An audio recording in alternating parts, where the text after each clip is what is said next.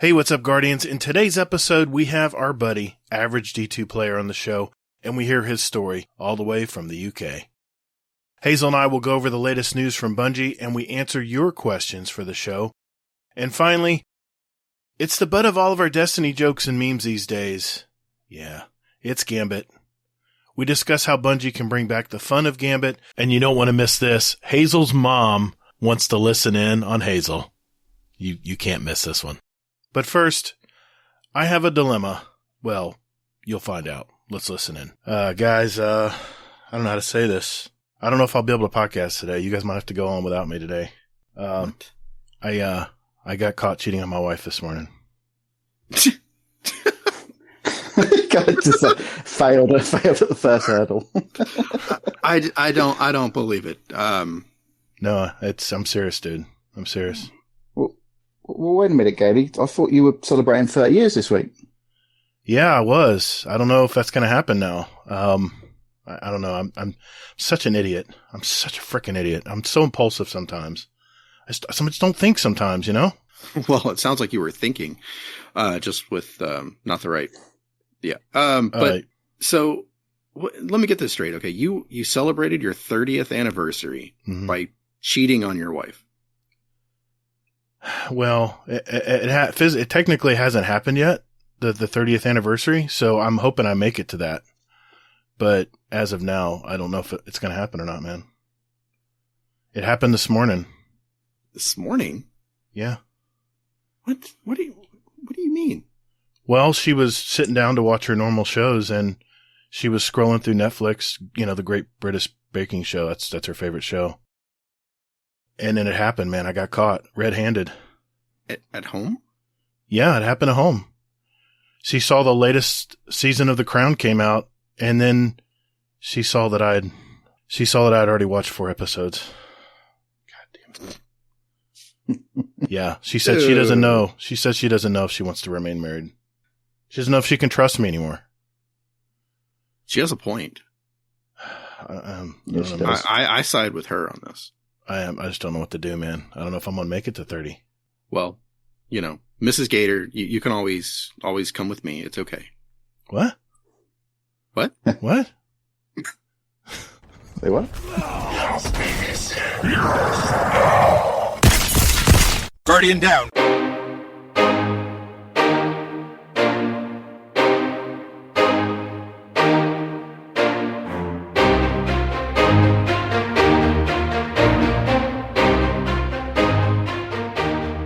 Hey, what's up, everybody? Thanks for spending your time with us today.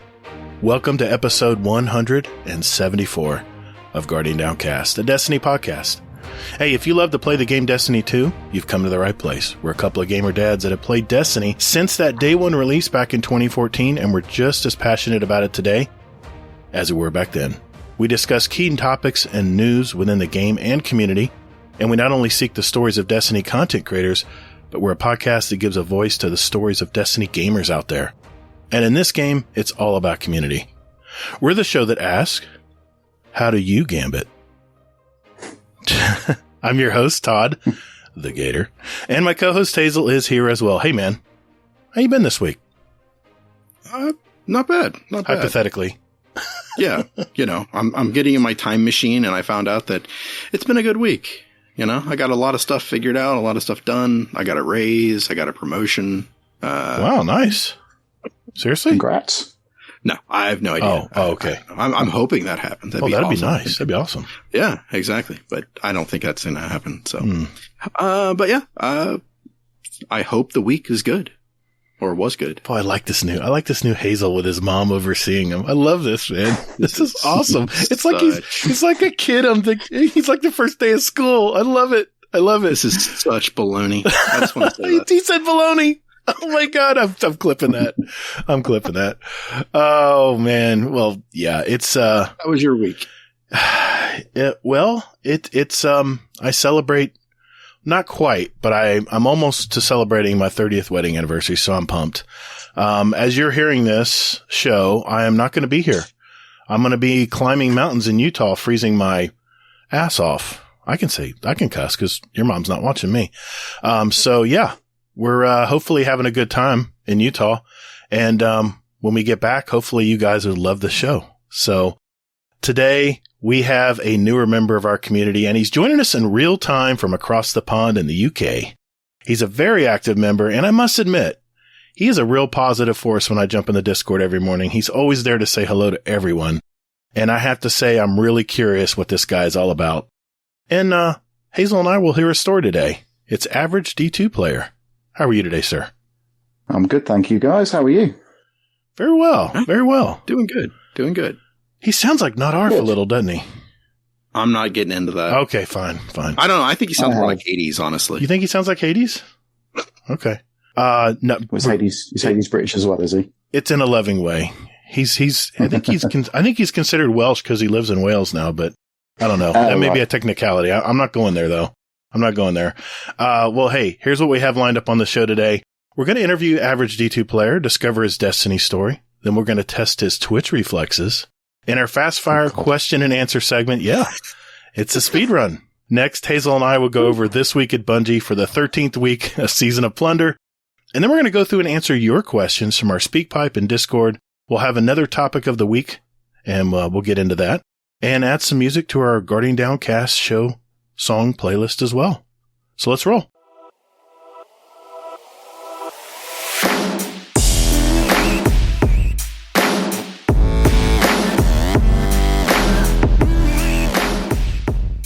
Thanks for listening to Guardian Downcast. You can find us on Twitter at Guardian_D_cast. Or you can find us on Instagram at Guardian_Down_cast and see what pics our weekly guests want to share with you.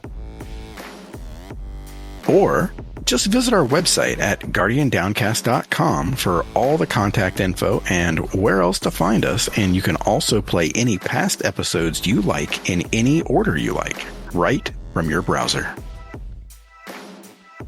Man, don't or me. Hey, Guardians, while you're at it, follow our Guardian Downcast show playlist on Spotify and iTunes. We post those links in our show description every week.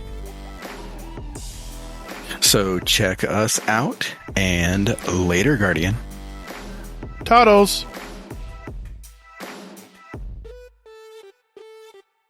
All right. Average D2Player.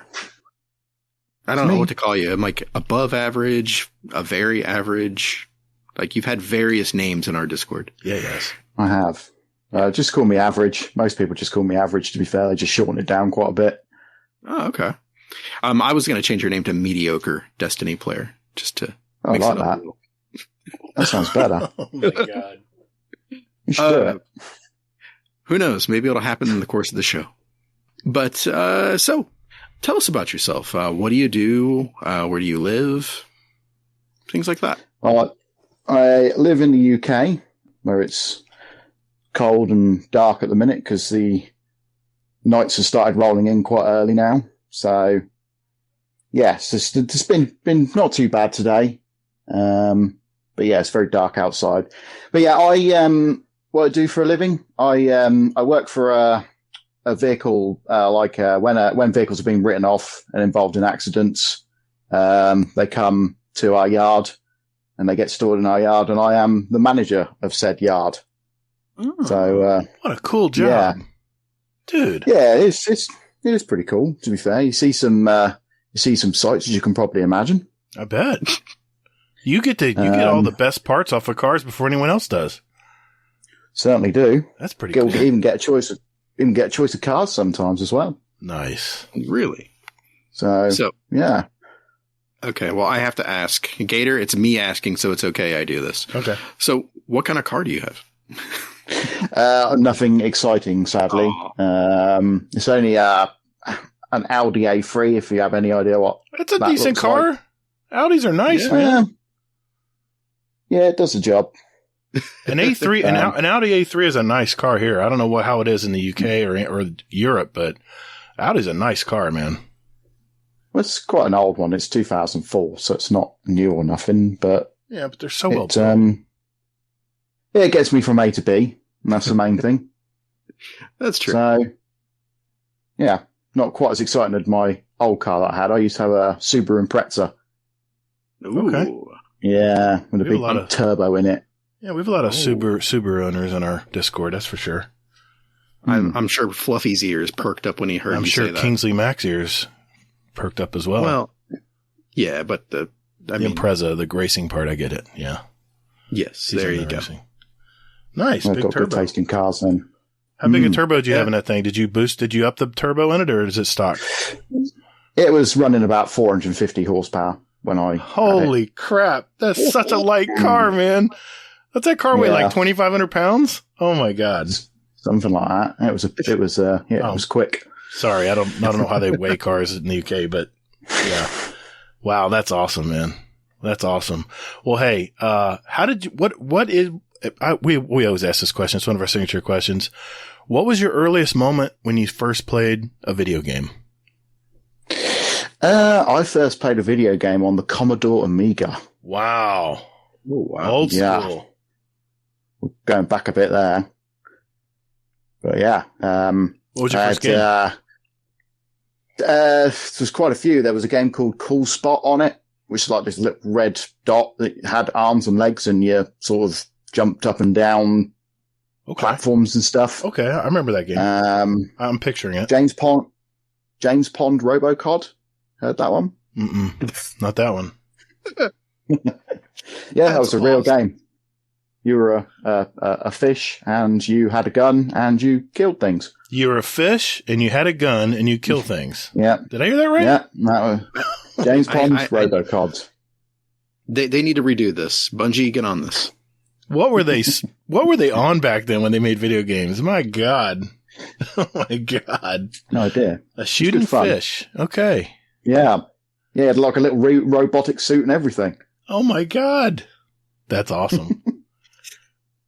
Yeah, That's crazy. so that was when I first cut my teeth in video games, so to speak. Very nice. That is absolutely amazing. I think that tops all the beginning stories, Hazel. I don't know if anybody can top that. James Pond Robocod. There's our It'd title. be interesting to see if anybody in the Discord remembers that game. Oh, yeah. Mr. Monkey might. He goes back Yeah. that far. He might. I'm sorry, Monocle Monkey. Sorry, I want to pronounce his name correctly.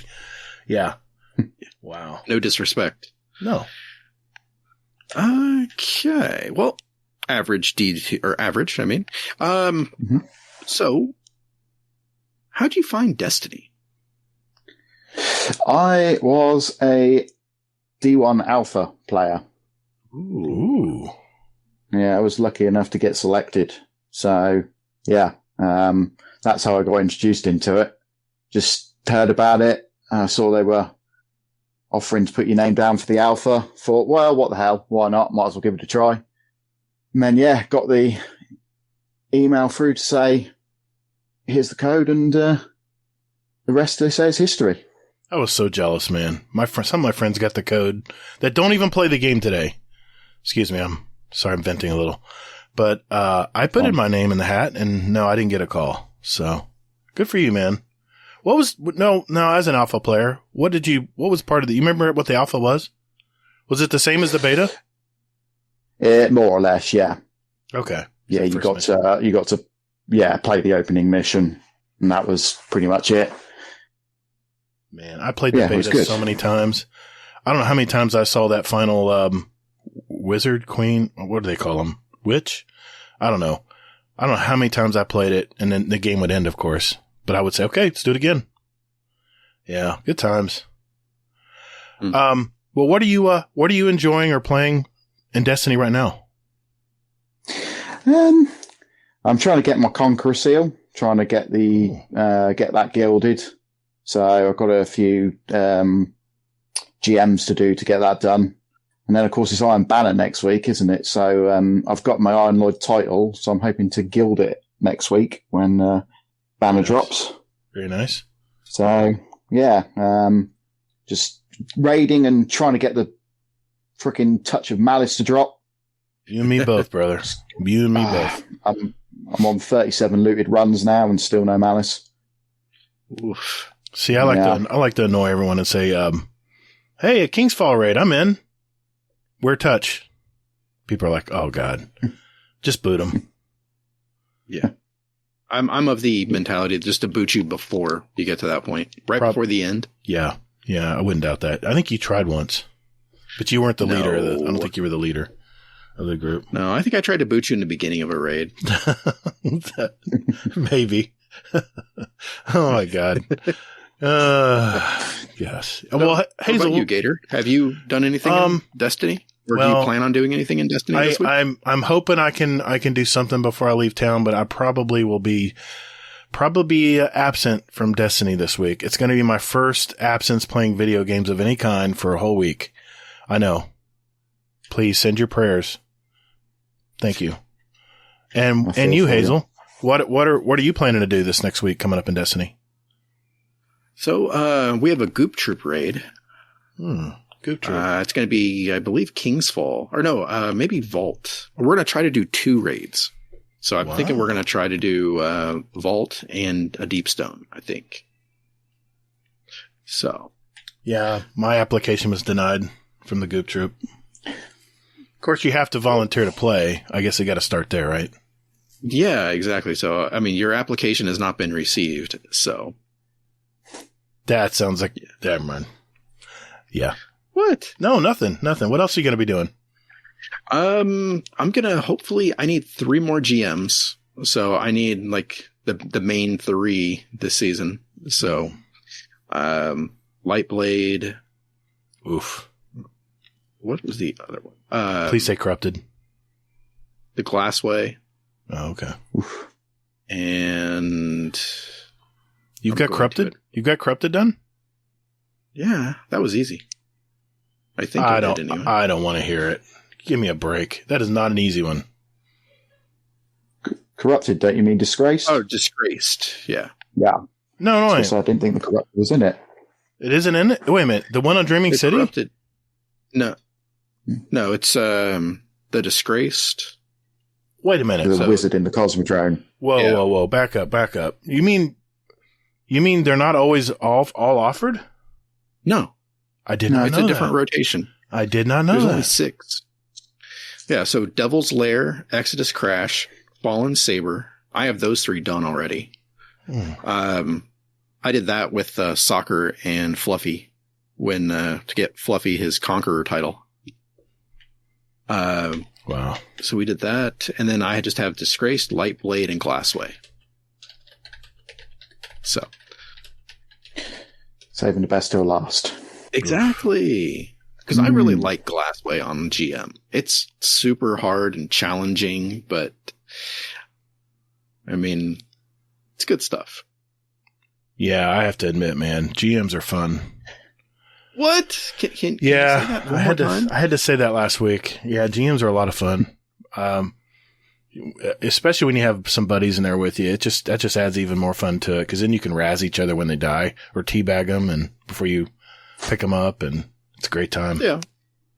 Well, what's really fun too, though, is when you do a GM with no communication in LFG. What?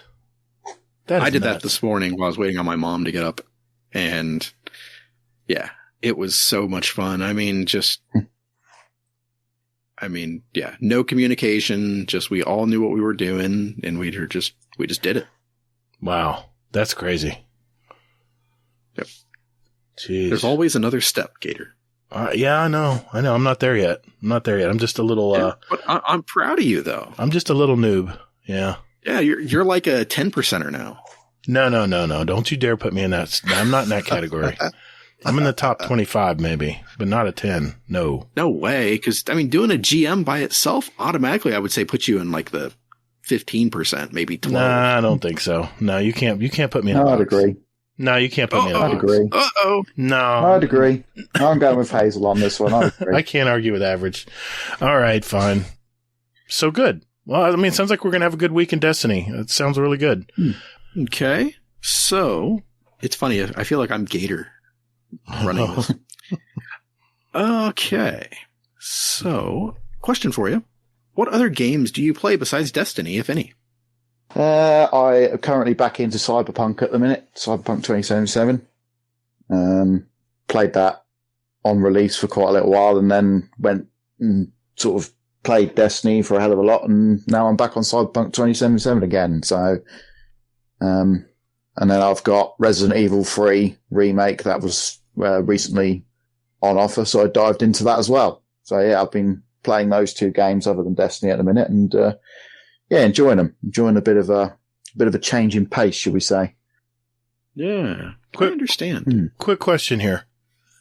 Number one, what platform were you playing Cyberpunk on? Xbox. Just Xbox One?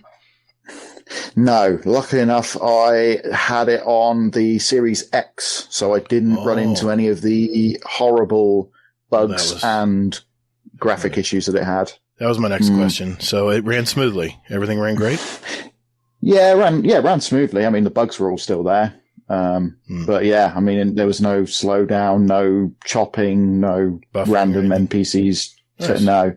So yeah, it was very much playable on the newer gen consoles, but I did see what it was like on the older gen, and I'm glad I didn't take part in that when it was released on them.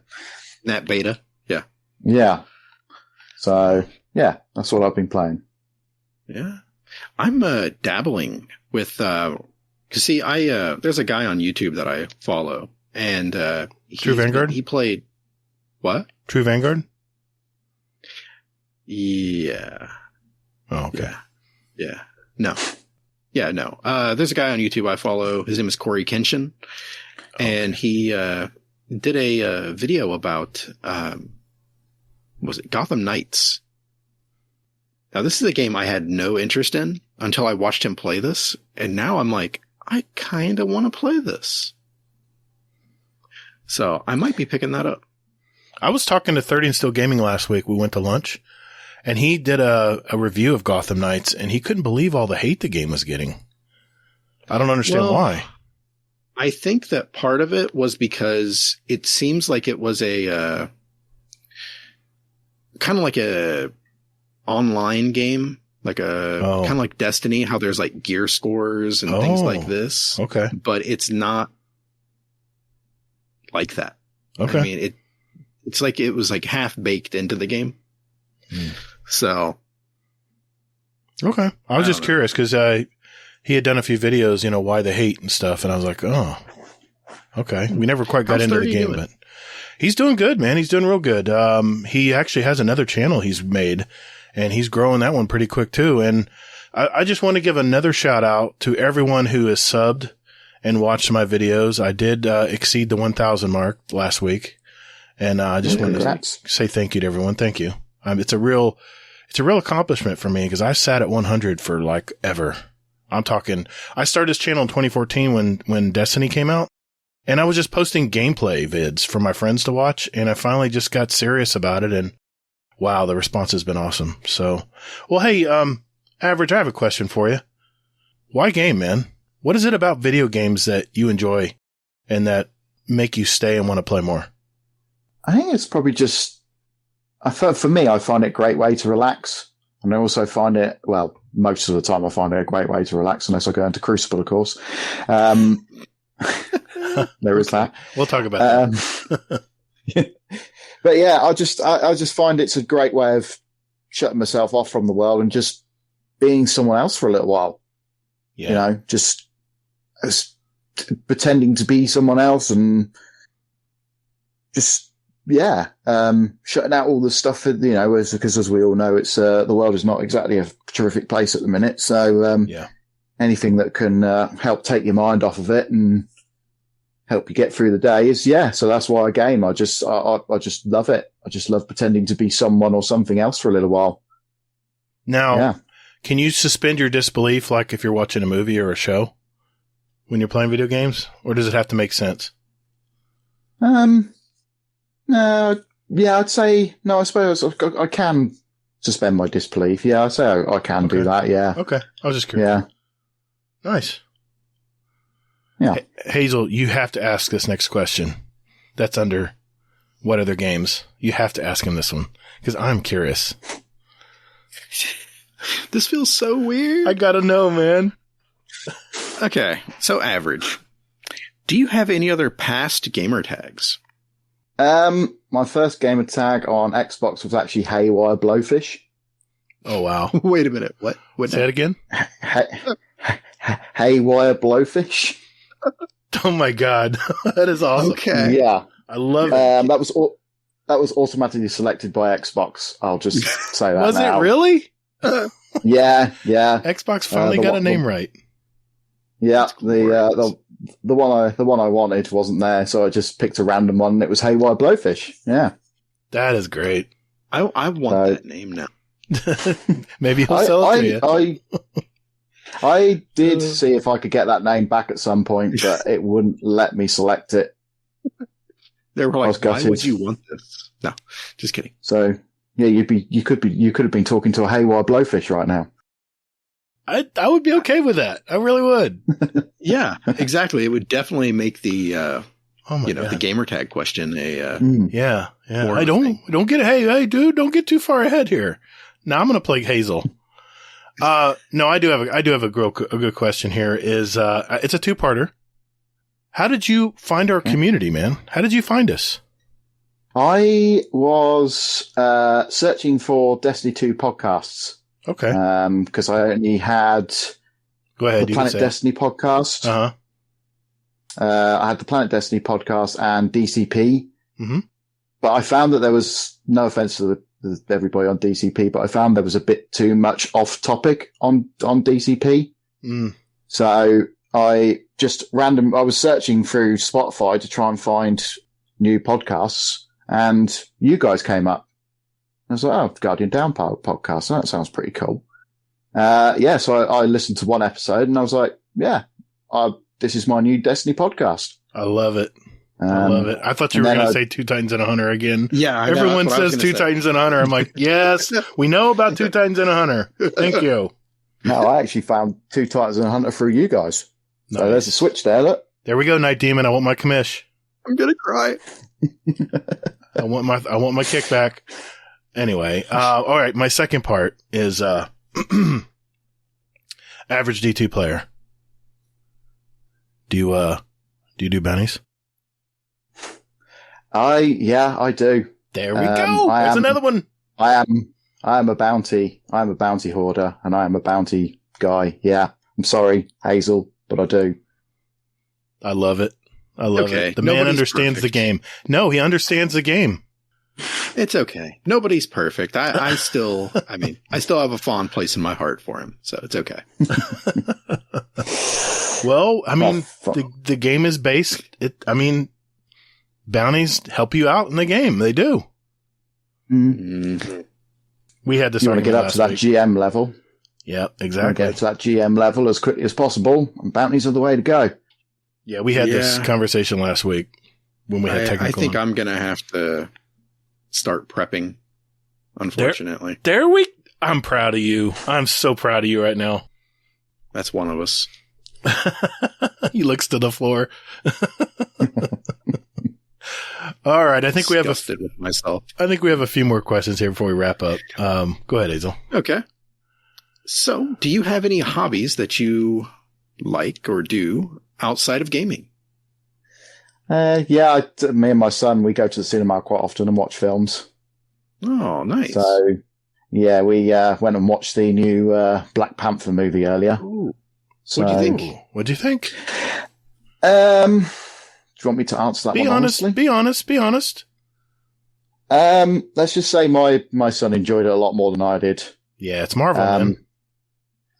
It was good, but for me, there was not many action scenes in it. It took ages to get to the action scenes, and then when the action scenes came along, they weren't very long. Oh, now. So sorry, go on. I'm sorry. I'm sorry. It's a bad habit for me to interrupt. I apologize. Now, did you see Black Adam from DC? I've been to see it twice. Yeah, see, he just answered my question. How do you like DC compared to Marvel right now? I think DC's movies seem fresh, whereas obviously we've had quite a lot of Marvel movies in the past, haven't we? That's fair. Mm-hmm. So yeah, it was just, I don't know, it was just Black Adam was like action. There was not many silent bits. There was not many talking. There was not many, talking. Slow. Well, like there's not many slow parts is probably the better way of putting it. But yeah, I think the action in that was, my son loves it. So that's another reason why we've gone to go and see it twice. Very cool. So yeah. Yes. That's awesome. Good. Okay. Yeah. I'm going to see about getting my dad to go see that. So he wants to go see it. So I'm going to see if I can get him out of the nursing home and take him to go see it. Hell yeah, man. That'd be a great day. Yeah. Well, now let me ask you this, Average. The times when the action scenes kicked in, they slowed it down for us. What did you think about that? Do you think they got excessive with that? Sometimes. I'm sorry, I'm not trying to lead you into that, but no, sometimes it seemed a bit unnecessary. That's exactly my point. It's like I think that's a remnant of the Zack Snyder stuff. Okay, I'll give you that. I'll give you that. I mean, because if you think about it, all of the Zack Snyder movies, like superhero movies, they did that. That's true. That's true. like what he's known for. Yeah. Okay. All right. That makes sense then now. And that's DC, man. That's just, anyway. Okay. Well, I have to ask AverageD2Player. Dude, what's up with the gamer tag? I get asked that quite often. I'm an average Destiny 2 player. I never seem to get any worse, but I never seem to get any better. So yeah, that's it. I stay average. What possessed you to come up with this name? It's just, it's so out of the ordinary. It really is. I think that was one of the reasons why I chose it, because I just thought it was a good, name because I stream on Twitch and I have a YouTube channel, even though it's not very big. I've only got 23 subscribers. Okay. But I've also post on TikTok and Instagram and obviously Twitter quite a bit. So I was just trying to think, what can I sort of have, which is a bit different from a lot of people. And I'm an average Destiny 2 player. So why not AverageD2Player? Wow. I didn't know you Twitched. I didn't know you were on Twitch. That sounded so old. I didn't know you were on Twitch. I'll edit that out. Yeah. I've not been streaming that much recently because of life getting in the way, but sure. I'm hoping to come back to it quite soon. So I enjoy it. You have a pretty good following on Twitter, I noticed. You've yeah. It's not bad. I mean, I think it is. I think that's considerable. But now, is that from people who've just followed you when you have streamed? How long have you been streaming? I've been streaming, I'd probably say about a year now. Really? Okay. Yeah. That's not bad. Any tips? Yeah, Hazel needs them. No, first start on how to stream. Oh, God. I love you too, buddy. Turn on the computer. Step one. Yep. Go ahead. I'll let you. Twitch. Many words. I'll let you continue. Hey, Average.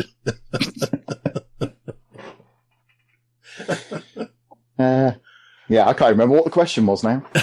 Any tips for streaming for anybody looking to do it or anybody looking to improve, things like that? Don't worry about the numbers. That's probably the biggest advice I can say to people, because the problem is when you stream, obviously you want people watching you, but if you start getting disappointed with only 2 or 3 watchers per session, then you may as well just stop.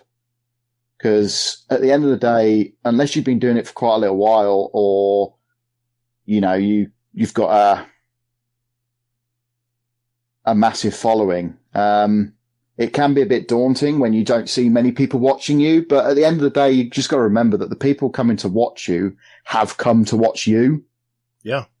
They could go and watch Glad. They could go and watch, the big streamers, but they're not. They're there to watch you, and they're there to watch you because they like what you're doing. So that is always the one piece of advice I always say to people is, don't try not to worry about the numbers too much. because it can be off-putting when you're only seeing that number go 2-3 watchers. But, eventually you'll get more watchers, people will hear about you, and eventually you get, that 3 to 4 goes up to 15 to 20. So, yeah, you just got to stick at it. Don't let the numbers get you down. Everybody's got to start somewhere. Yeah, that's probably sage my advice. best piece of advice. That's sage advice, man. Now let's get into it. After Hazel turns the PC on, what does he do next? All right, I'll leave it alone. I'll leave it alone. Words. All right, Hazel, take us out. Words. Words. It's his way of saying he wants to cuss, but his mom's watching him, so he can't. I love it. The best behavior. This might be our first clean episode, man. Words. So, do you have a motto or mantra or a couple of them that you like or live by? Yeah, I think we're here for a good time, not a long time. I think that one's a good one. Okay.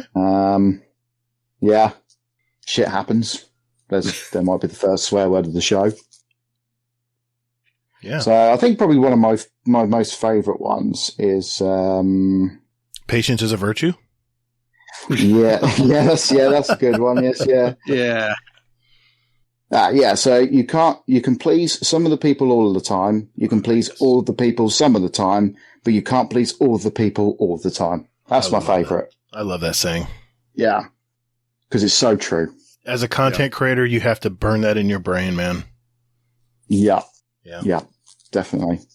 So yeah, that's my favourite. That's the one I probably live by the most because you're never going to please everybody. Nope.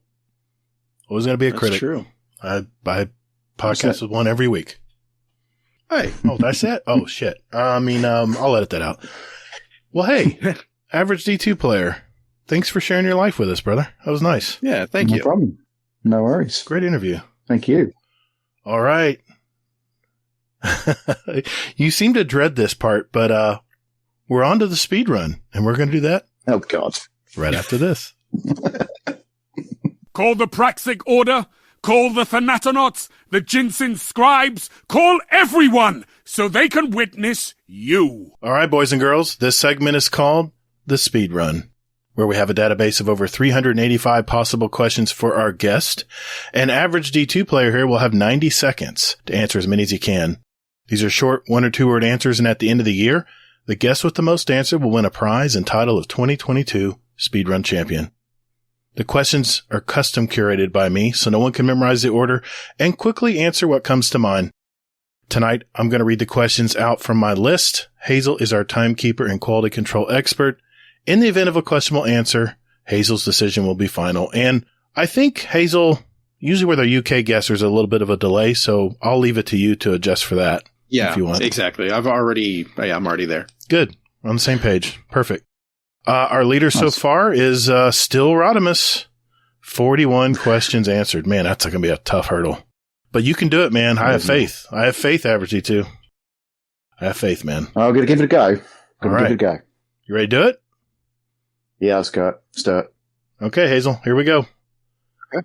3, 2, 1. Warlock, Titan, or Hunter? Warlock. Name one possession you can't live without. Xbox. Void, Solar, Arc, or Stasis? Arc. Should there be freelance solo strikes? Yes. Coffee or tea? Tea. Aluminum or aluminium? Aluminium. DC or Marvel? Marvel. Strikes, Crucible, or Gambit? Gambit. What symbol goes on your flag on your personal island?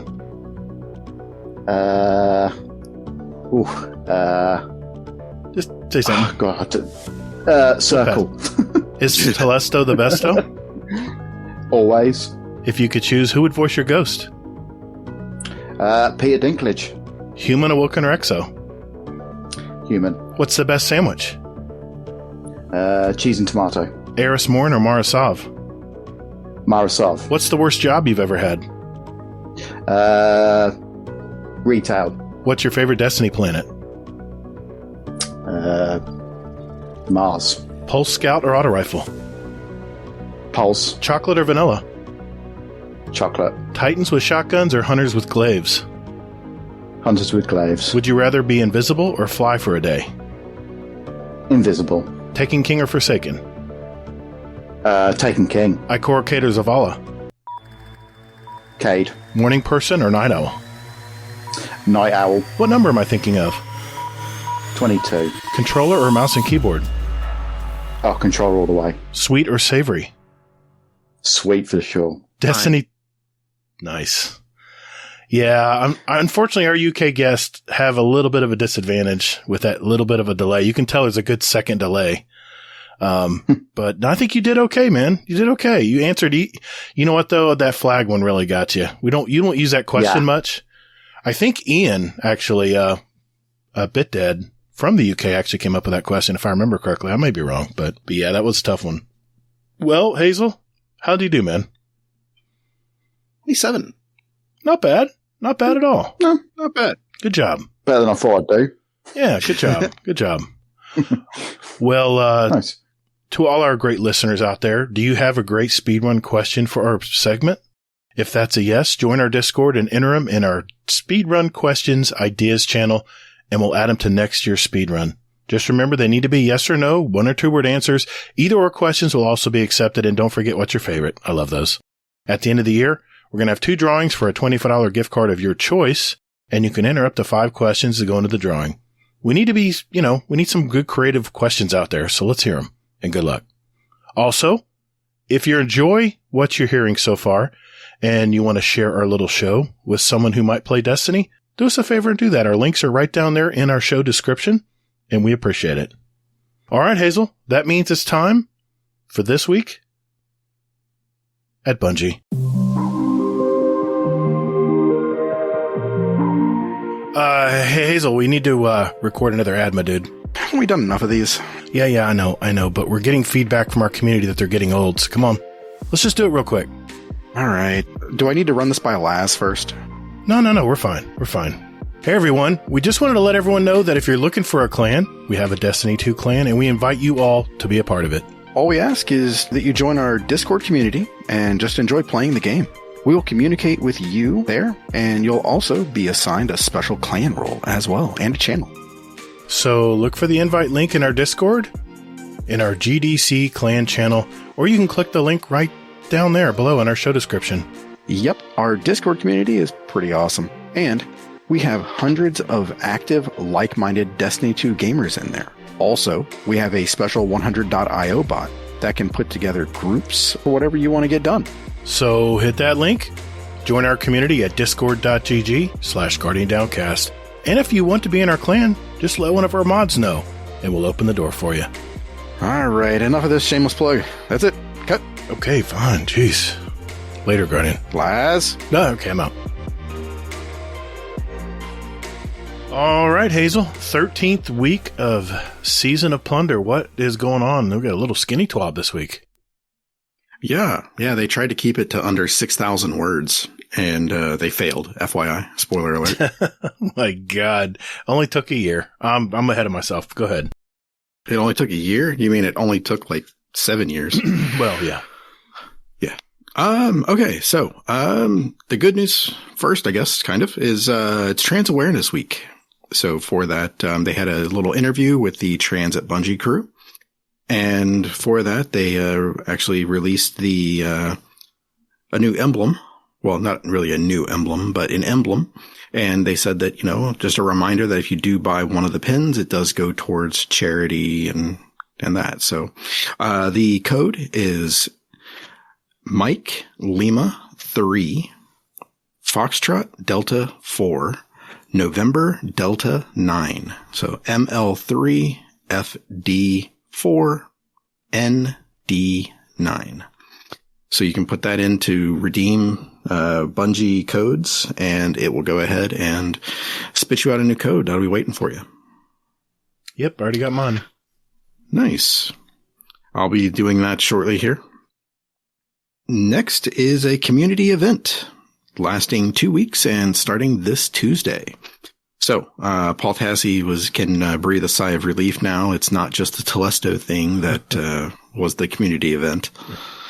So, I was thinking about it though, and you know what? We're going to be looking back on that Telesto thing in like a year or two. And we're going to look back on it fondly. Like, do you remember that crazy time when they just let Telesto run wild? Remember it was smoking and we had to jar the gun to clear it up? Yeah, I know. And it was hit scan. Do you remember that? Oh, and everybody's going to be like, oh, that was so much fun. And then we're going to be like, they need to do that more often. I'm kicking myself because I didn't take advantage of it when it was happening that day. Yeah, it was just, I mean, it was fun though, just to see like, I mean, the stuff they were doing with it and everything. But it's one of those things like looking back on it right now, we're like, that was hokey and it was just lame and everything. Right. That's only because we're hungry for a community event. Exactly. So, and I mean, this community event that's starting here, this isn't it. I'm sorry to at least break it to everybody. It's 2 weeks, so.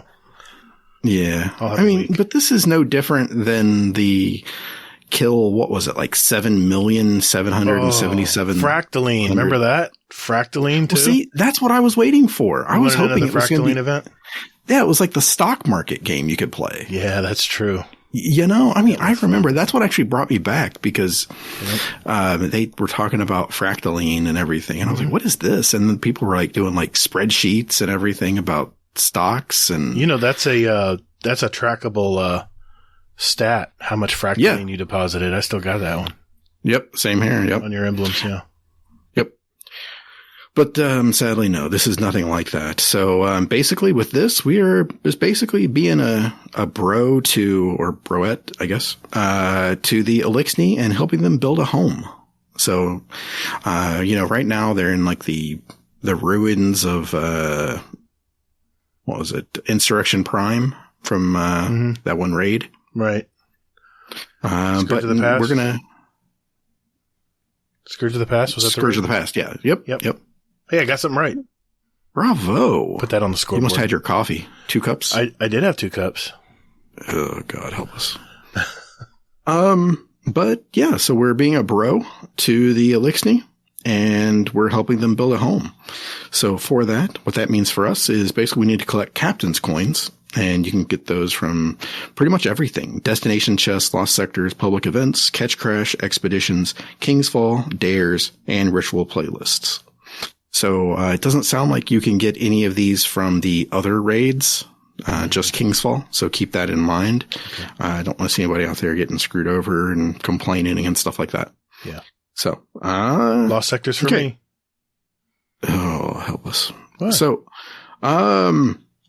with those captain's coins, what do we do with them? You donate them at the Elixni Quarter, and you'll get an emblem, you get upgrade mats, a ghost shell, and also other random thank you gifts. Wink, wink, nudge, nudge. So you had me at upgrade mats. This guy. Okay. So what do you think about this community event? I mean, it's going to be a fun little event. I mean, we'll look back on it and probably not even remember it. Down the road. But hey, well, I think we'll remember the outcome of it. Yeah, of course. Yeah.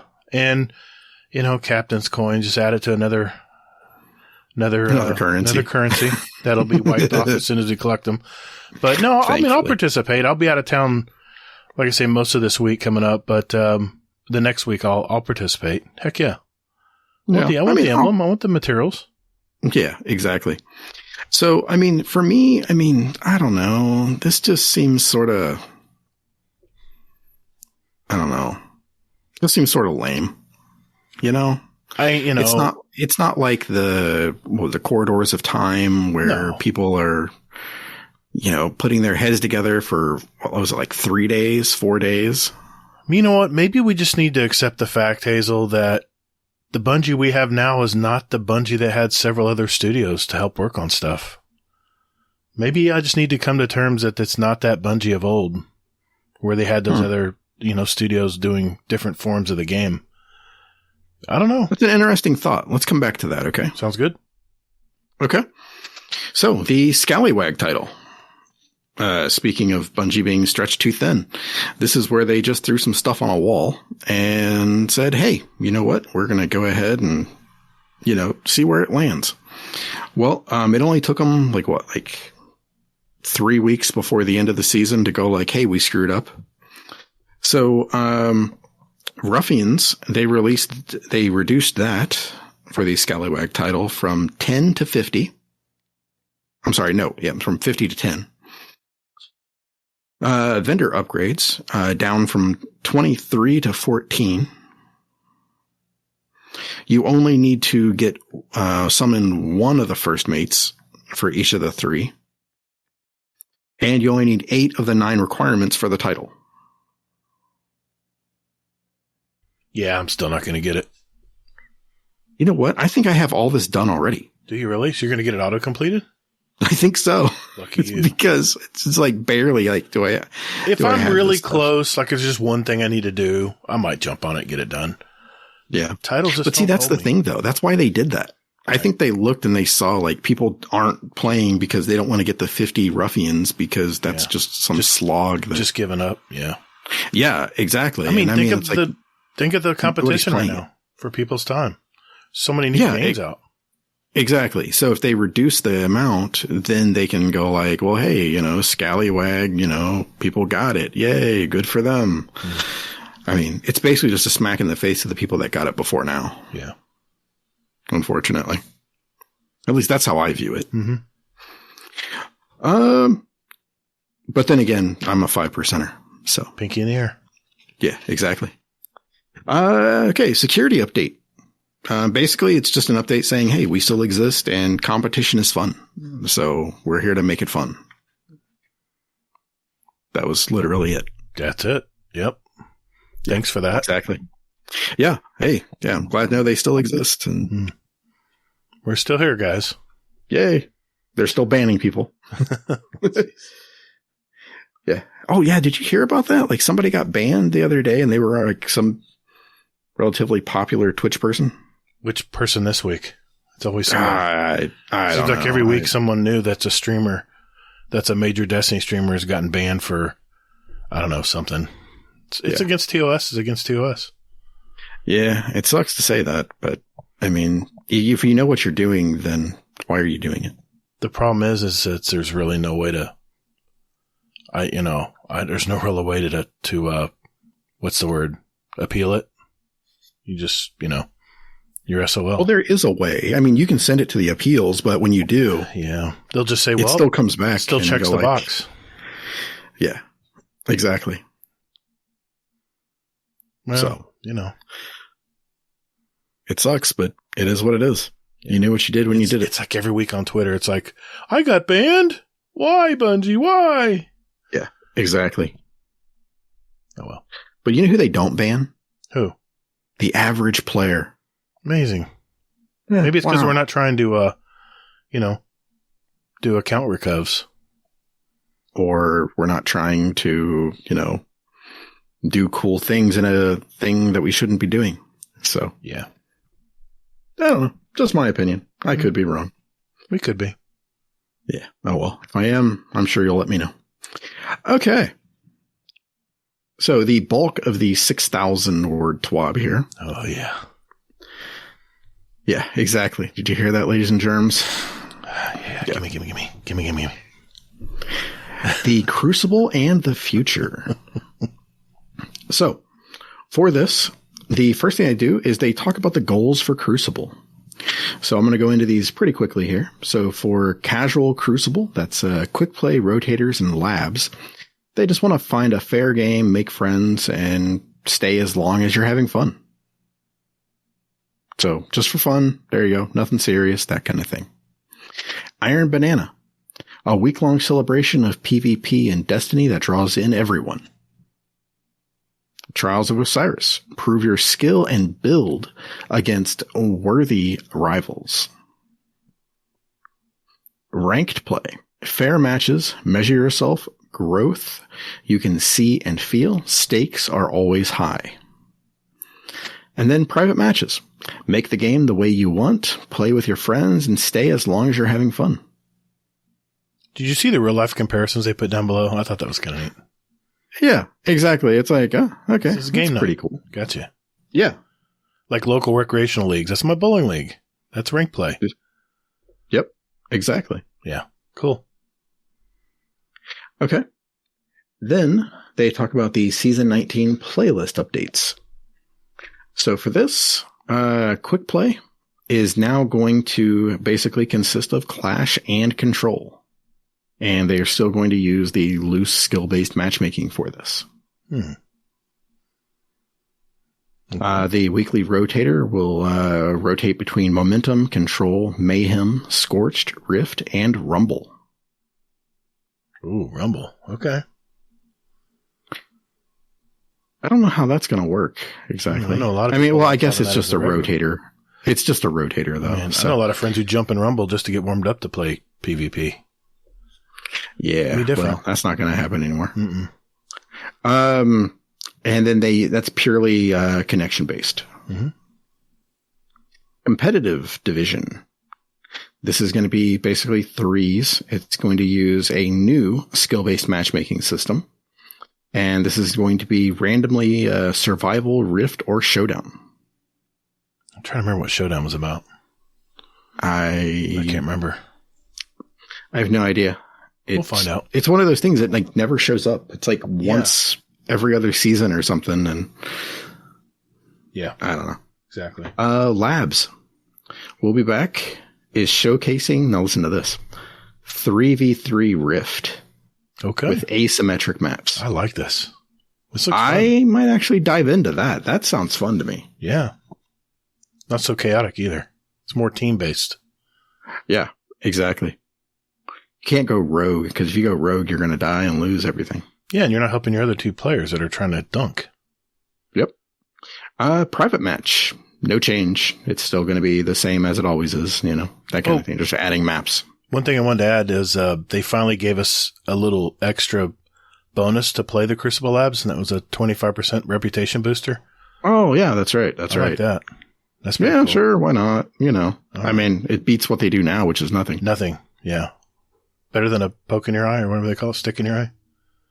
Yeah. That's pretty much what Crucible is at this point. Yeah, feels like it. So, the Crucible screen will also be updated during limited time events. So get this. When Trials is active, it replaces Crucible Labs. Okay.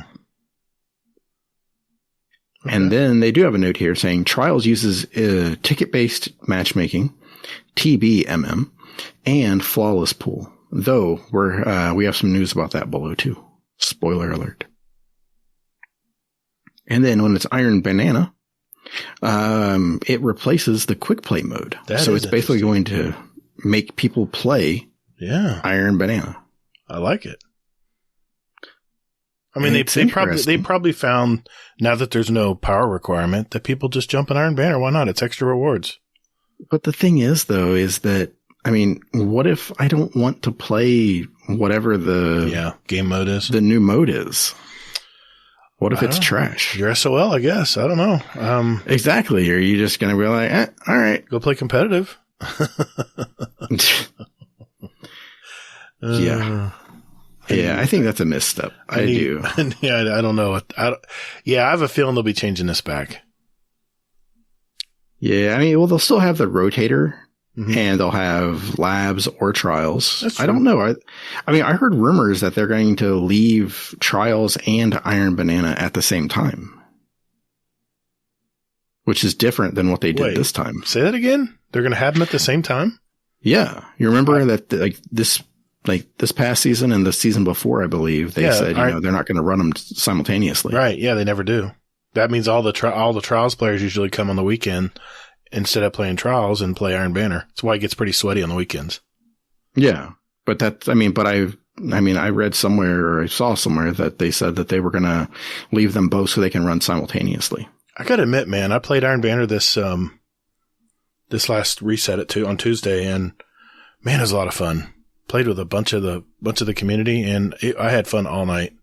Played a good 3 hours. Awesome. It was a lot of fun. So, yeah, I like it. I like it. It's fun. This new mode too. That's awesome. Yep. So, then they do give a little chart here, which is pretty cool. They talk about the mode, so like Iron Banana, and they say average population is high and the playtime per player is high. Control is high average population, and medium playtime per player. So in other words, they're getting their pinnacle. And they're out. No, I think that'd be low. Okay. It's like people will only participate when they have to. Okay. So like, for example, Mayhem, Momentum, those are low, but they also have high average populations. So basically people get in, get what they need. Right. They're getting the triumph. That seasonal triumph done is what they're doing. Exactly. Correct. Yeah. And then they say here, Elimination, Scorched, Clash, Rumble, and Showdown all have low play time per player. But oddly enough, though, private matches have medium play time per player. So it's higher than Mayhem, Momentum, Elimination, Scorched, and Clash, and Rumble, and Showdown. Maybe our scrims are rubbing off on other communities.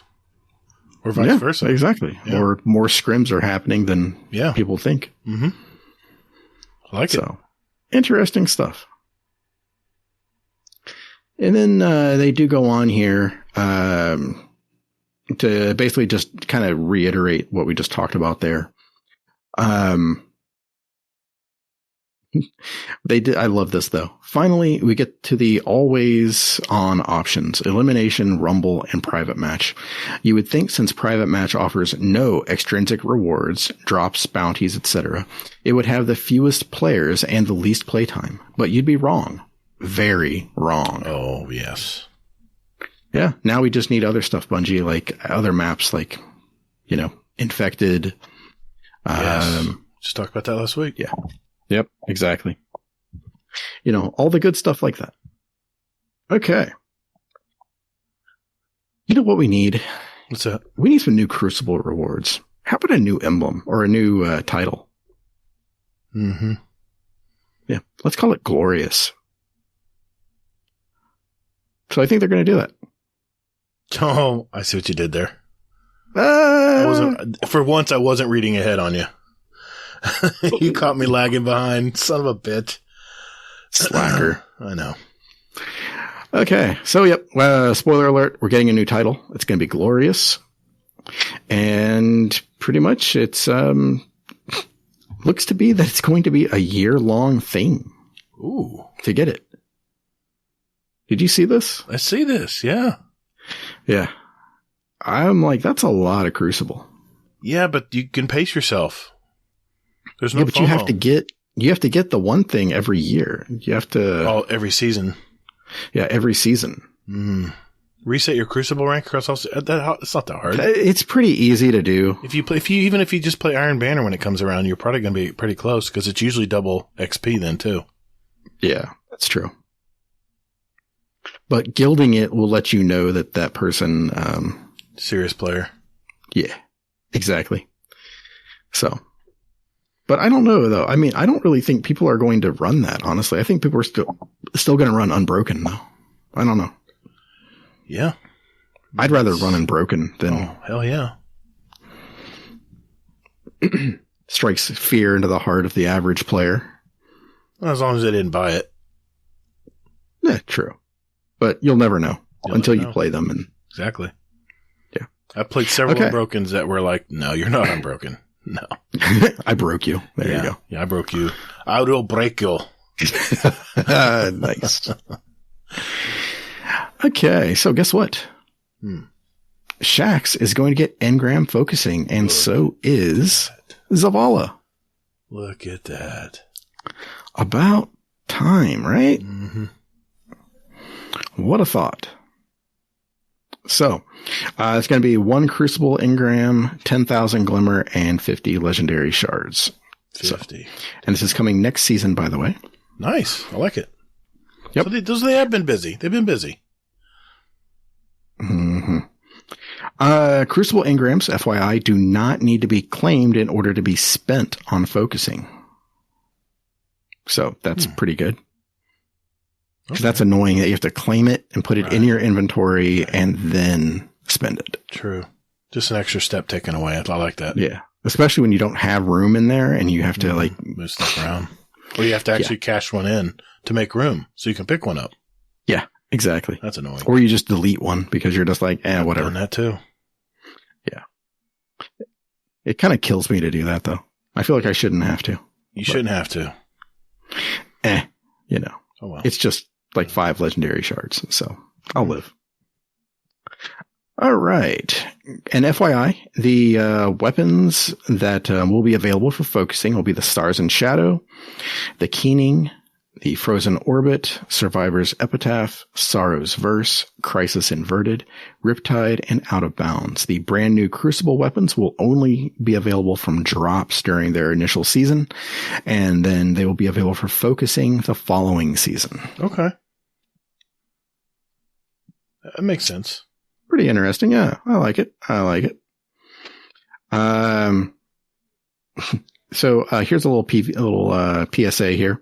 Get the Kill Tracker Ghost Shell because it will no longer be available at Shacks if it has already been acquired. God, so go ahead and just pick that up. It's just sitting there for you. Just grab it and move on with your life.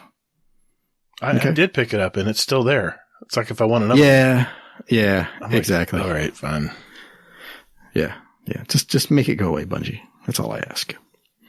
So yes, this will be the same thing for Zavala, FYI. Sounds good. I like it. Give us something else to do. Yeah, exactly. And also the armor will be available for purchase as well, like usual. So. All right. Okay. So, Season 19 Iron Banner will have a new mode called Fortress.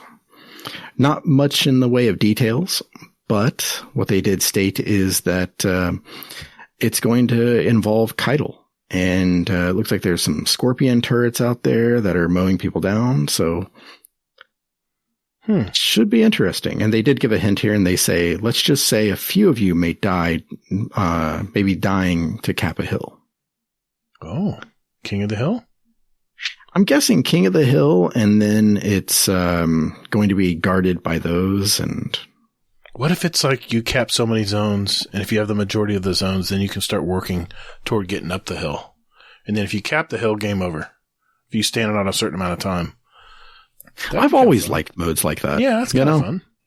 You got to build up to it, though.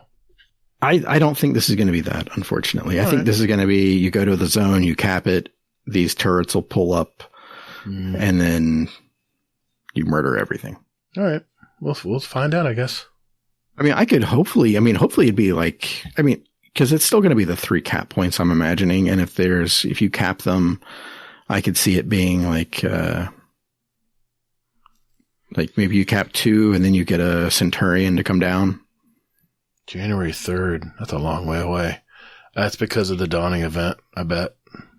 Yeah. Oh, well.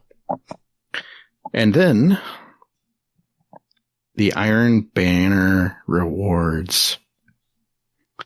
The auto rifle and the slug shotgun will be coming back. But that armor, though.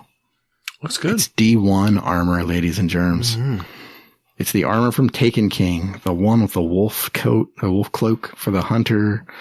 It's got like the pompadour on the Titan. It's got the trash for the Warlock. No, I like that Warlock helmet. I always wore that in Destiny 1. Looks like trash for the Warlock. No, it's very conservative. I like it. It looks like trash for the Warlock. Look at those other 2, though. Come on. Yeah, but that wolf of him just says, hey, shoot me here. Come on. And that the pompadour, hey, shoot me here. Yeah. Yeah, and the Warlock one, you look at it and you just fall asleep. You're just like, it's so boring and so lame looking. I've always liked that helmet. I don't know why. It just looks, I don't know, like a Kylo Ren look, a little bit. Yeah, I can see that. It looks like I'm going to fall asleep, though, looking at it. Okay. So moving on quickly so I don't fall asleep anymore. Right. Okay. Well, actually, wait a minute here. Let's go with this. Okay, so what do you think about the new Iron Banner mode, the new Crucible rewards, and the playlist structure? What do you think? Well, I don't have much information on the new Iron Banner mode. I am happy that they have a new mode. I'll start there. That's pretty cool. And as far as the Ingram focusing, I'm still probably going to be focused on, the gun crafting. But hey, it's an option for people. Especially, I'm thinking of the newer player here that, didn't get these weapons, and now they can focus and try to get what they want. It's just another option, another option out there. I probably won't think it partake might be a too little much. overwhelming, though. I could see that too. It's a lot of information there, but I'm okay with it. I think they'll get used to it eventually once they see it. And I don't know. A lot of this stuff drops so often, but this is all from previous seasons. So, if you didn't play last season and you didn't get the little submachine gun, and now it's available, and not only available, but you can actually focus How do you not it. have that submachine gun? Oh my God, I got so many. I'm just saying, if they didn't play this season and they're hopping in the next season and they didn't get it, like that Stars and Shadow pulse rifle. There's a lot of people don't have that because they weren't back then. They weren't playing Crucible back when it came out. I still have a couple really good rolls on it too. I have in my vault, but I like it. Armor, probably not going to do anything with that because, I'm crafting my armor anyway the way I want it. Why? Yeah. Yeah. I mean, they're just saying, okay, instead of it just dropping from an Engram, now you can just buy it. I have a feeling they won't get a lot of traffic on that, but the weapons, probably. The focusing. I think 50 legendary shards for a chance of getting the roll you want that's kind of irritating. I think that's a little steep. But, oh well. Yeah. But they got to make it cost something. I'm looking forward to this Iron Banner, though. I love Iron Banner, and I definitely love the gear. I'm definitely going to get all that gear. That's gonna be incentive for me to play. Yep, exactly. Same here. That's about it, though. Yeah. Nice.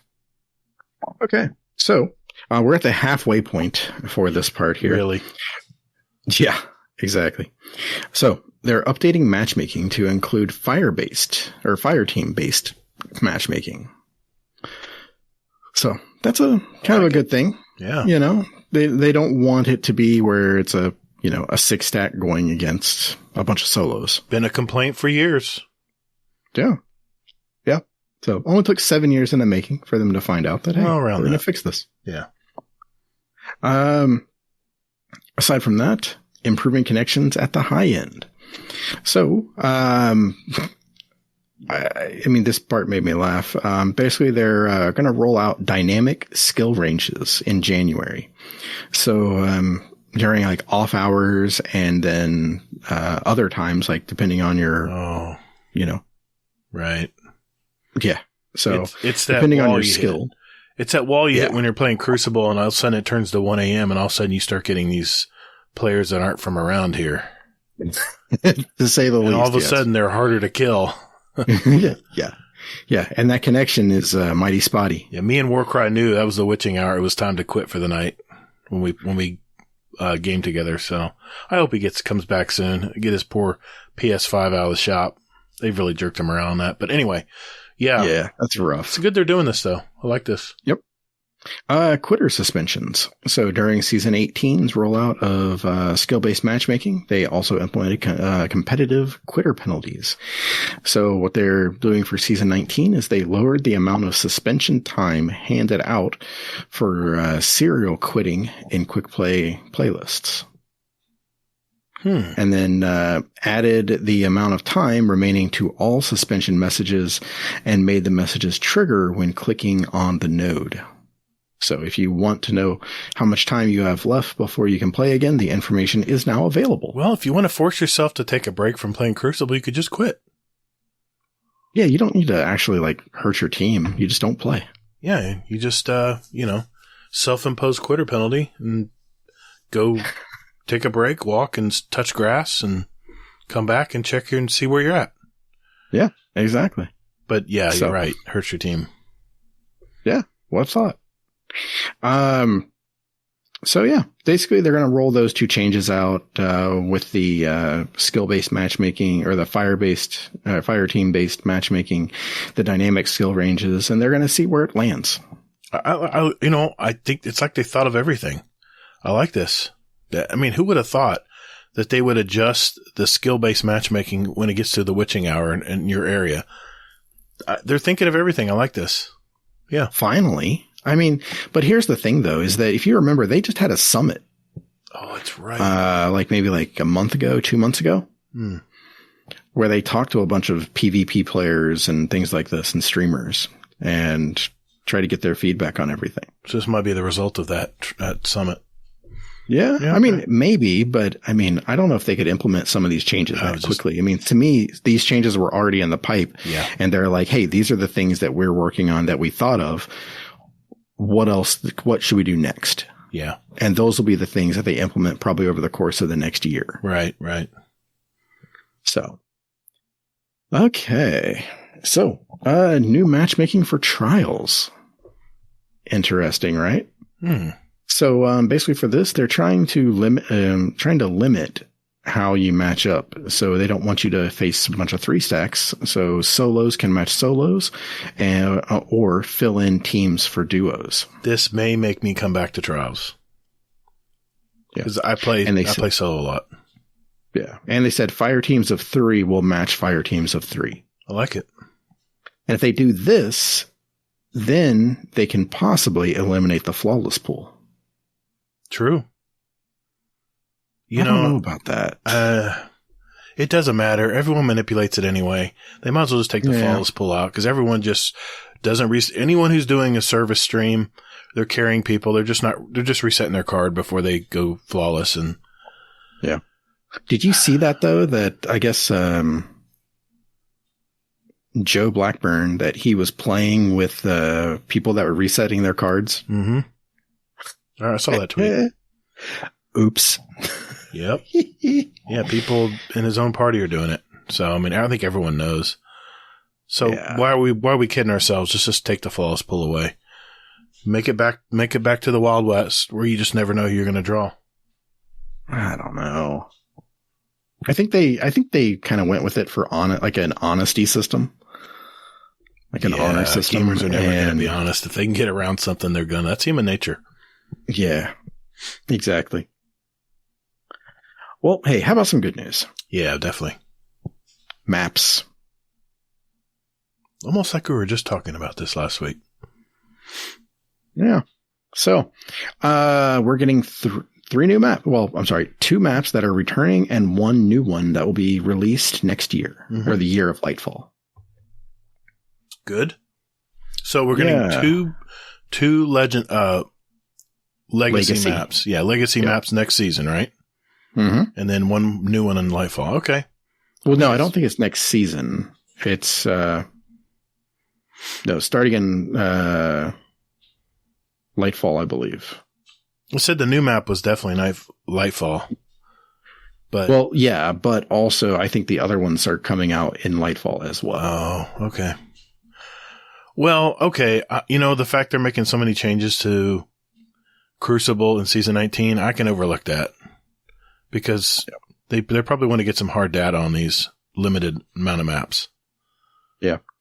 Well, I mean, here's this too, though. So, okay, you mentioned that thing earlier about them not having like the other, like, companies there to help them and things like this. Mm-hmm. And then they come out right here, and they say, if you have some experience creating gameplay spaces and would like to join us in creating Destiny content, be sure to check out our careers page. And specifically, keep an eye out for world art listings in the future. I still remember the day when Josh Hambrick, the leader of the Sandbox team, left, and I knew things were going to go downhill. And it's just never been the same ever since that Sandbox team left. Well, I mean, it's not even that, though, man. It's just that I just don't think that they just have enough people. I mean, like, I think Gambit is just run by like 4 people, and that's about it. I mean, I just don't think they have enough people to. I mean, that's the reason why Gambit hasn't had a map. I mean, they haven't even brought back the old ones. I don't even know, But this company's hiring hundreds of people. What? I don't understand. Is the main part of the next season's game or next big DLC, is it really taking all of these people? No, and of course they're working on other games and their mobile game and everything else. True.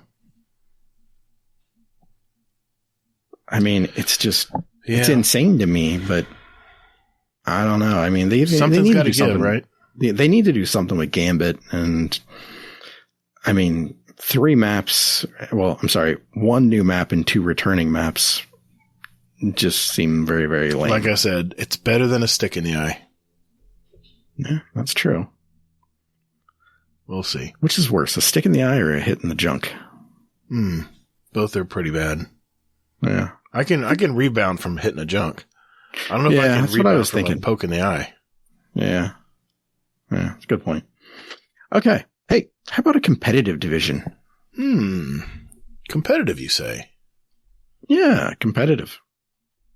So, all players can find a variety of balanced matches and feel competitive. These are the goals here. A player's PvP division is a core part of their Guardian identity, and maintain places in the ecosystem to not engage in ranked play but still have decently balanced matches, or to not engage in skill-based matchmaking at all. And they are 7 different divisions, and each with 3 subdivisions. So, Copper, Bronze, Silver, Gold, Platinum, Adept, and Ascendant. Then what's Ascendant Nomad going to name himself then? Ascendant Nomad. Okay.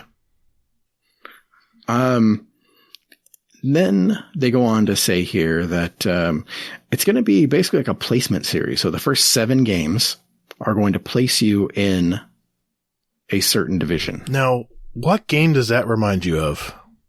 Halo, anyone? That's what Halo did, didn't it?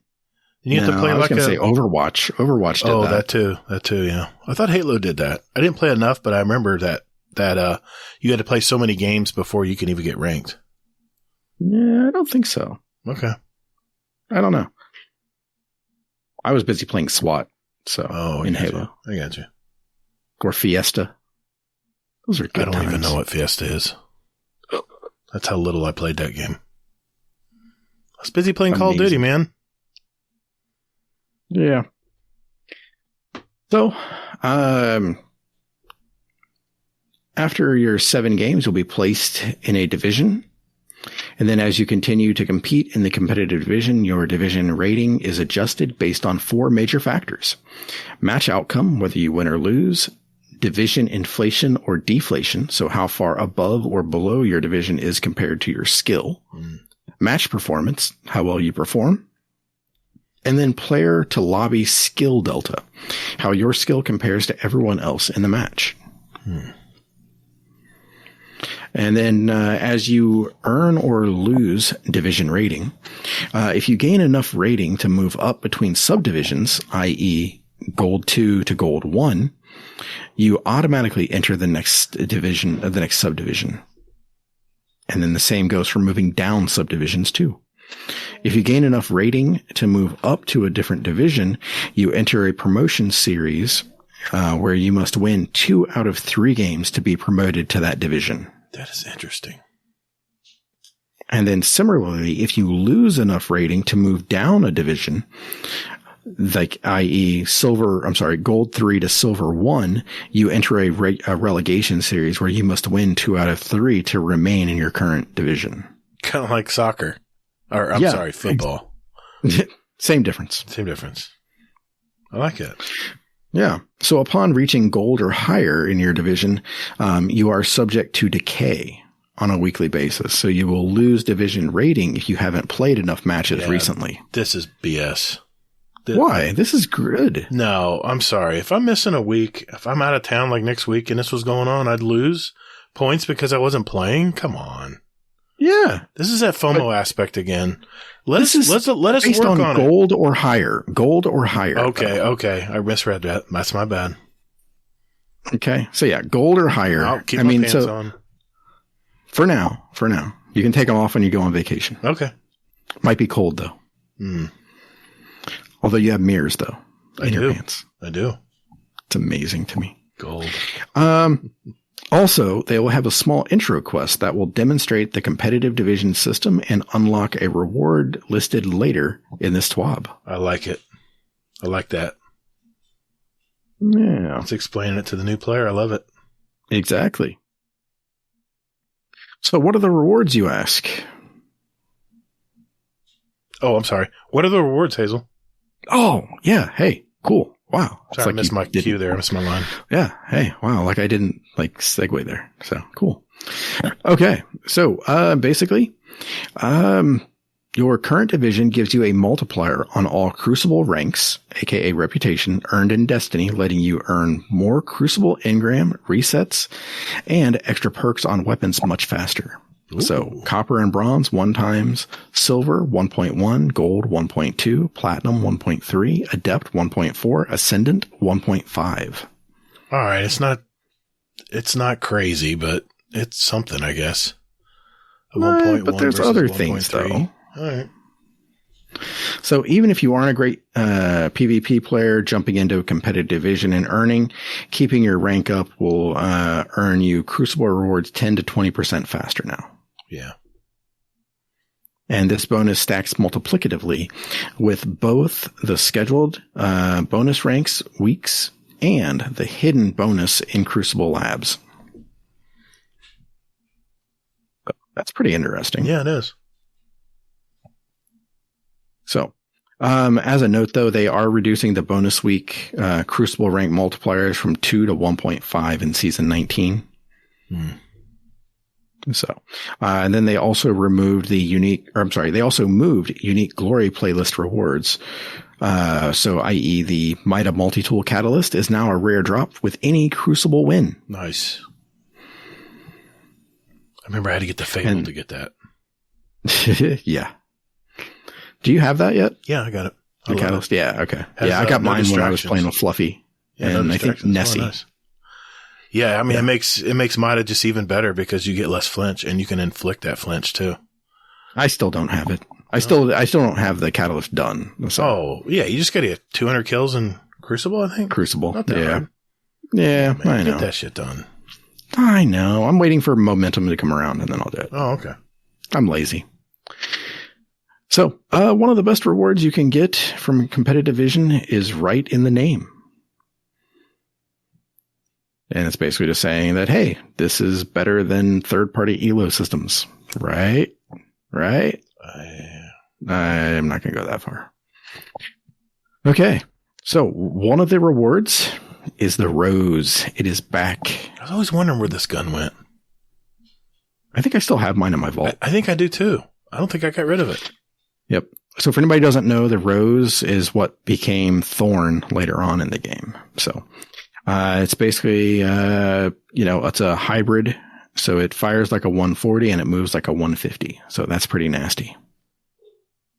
Yeah. That's really neat. Yep. And you can get this once per week per character. So, okay. Not a bad thing there. Yeah. Future rewards updates. So we aren't done here.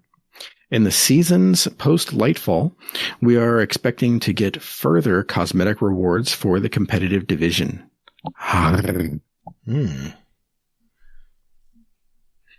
then we are still working out the details of what you can earn when you can start earning them and how you earn them. Expect more discussion after Lightfall launches. Oh, I like this. This is promising. Yeah, maybe exactly. Camos, maybe? Or ornaments? Yep, probably ornaments for sure. So, okay, what do you think? It's like they just stood back and just kept collecting data from the Glory playlist, which I had my share of playing, and I just, I quit playing it after a while. But maybe I'll actually know how well I rank. Because it's a ladder system now. It's a little bit different, Yep. It's not so linear, so it's almost like you have to prove that you belong in that now. You know what though? What? It's not hidden either. Yeah, I like this. That's true. Everyone's going to know your rank. And you're going to know everyone else's. Oh, I like this. Yeah, I don't think I'll hit Ascendant. I'm shooting for past gold. We'll see. But now, yeah. I mean, maybe it'll be just like ranked was in Halo. I don't have much experience with it, but at least I'll know where I fare. Yeah. Yeah. No, I like it. I mean, hey, my God, man. I mean, we're starving in the Crucible right now. This is great news for anyone who loves to play the game. Yep. Yeah, that's about it. So yeah, I'm pretty impressed. I'm happy with these changes. I can't wait for them to really come to life. So Very cool. Yep. Anything else? Basically, shit's broken. There it is. Movies, art, and cheers. DMG. I love DMG. Yeah. He always I wish he'd brings do the more good twabs. news. Yeah, but you notice he always takes the good meaty ones. Yeah. Here, Sam, I don't you can know have this other one. I don't know if that's because like he takes it or if it's just like The rotation, here, maybe? you know, like, Oh. yeah, I don't know. Like, no, I'm not touching that. All right, we need to know, So. DMG. What's the system? Yeah, we need to It's know. a straw system. There it is. Well, thanks, Hazel. Appreciate it, man. All right, well, let's get to our topic of the week. We'll be right back.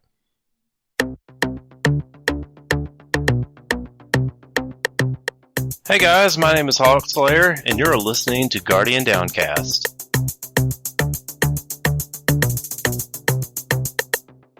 All right, for our topic of the week, last week we talked about how the ritual playlist could be improved with Technical. And we all had some ideas. Technical probably had some really good ideas. He wrote a lot of notes and had some really good suggestions. But AverageD2, you actually had a question that you posted a long time ago, and I told Hazel, I said, let's save this one so when he comes on the show, he can actually answer it for us. And your question, just to refresh your memory, was, let's talk about Gambit. As we know, there's several people who love the game mode and those that would rather poke their eye out with a rusty fork. Yeah, I like that alliteration. So my question to you is, how can we improve Gambit? What is currently right about it and what is currently wrong about it? And how would you improve the Gambit experience? Do you want to lead off with your answer to that, AverageD2? Sure, yeah. I do enjoy Gambit, but I think the game mode has gotten very stale just recently. The changes that they made, some of them were good, but I think quite a few of them are just a little bit, they need a rework now. Such as obviously the immune phase between when you're trying to kill your primeval. Oh, yeah. We talked about this last week. He wants more of that. It was a topic of a conversation last week, to be sure. I prefer it the old way, if I'm honest, how it used to be, where you didn't have to kill envoys to get a damage phase on the boss. Because sometimes it can make you lose a match. Because I mean, I've been in matches where you've got him down to that last tiny little bit of health, and you think you're gonna defeat him, and then suddenly immune phase shield again. There's that shield. Yep. Yeah. It then kills me.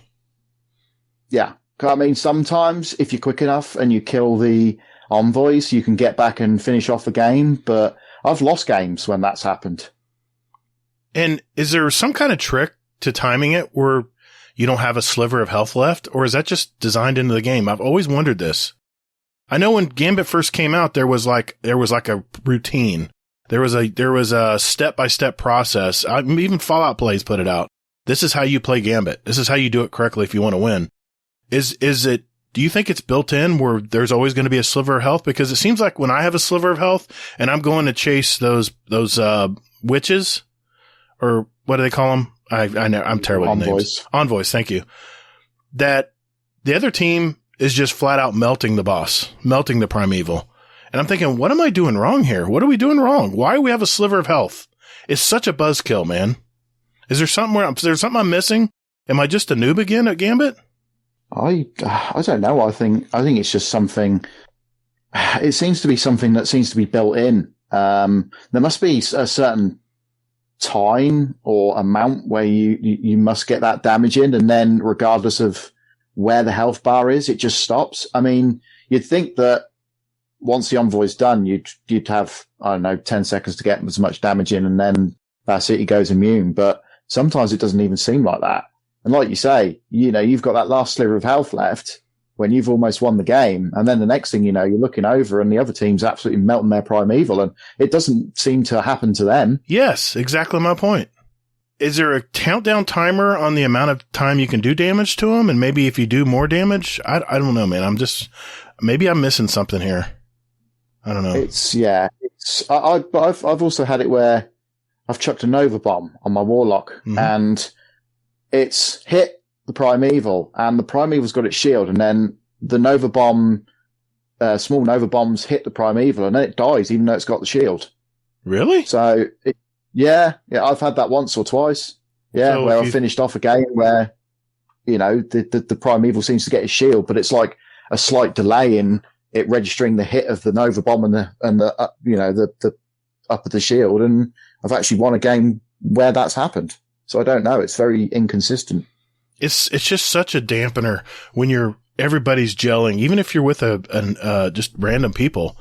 And like if you're playing, the freelance mode and you get to that last part, we think, okay, we got this. It's in the bag. The other team still has 3/4 of their primeval left, or let's just say half to be realistic. And you get it down all the way to that little bit. And there's a timing, just a fraction of health. And the other team, it's just, I don't know what's going on. It's just so frustrating.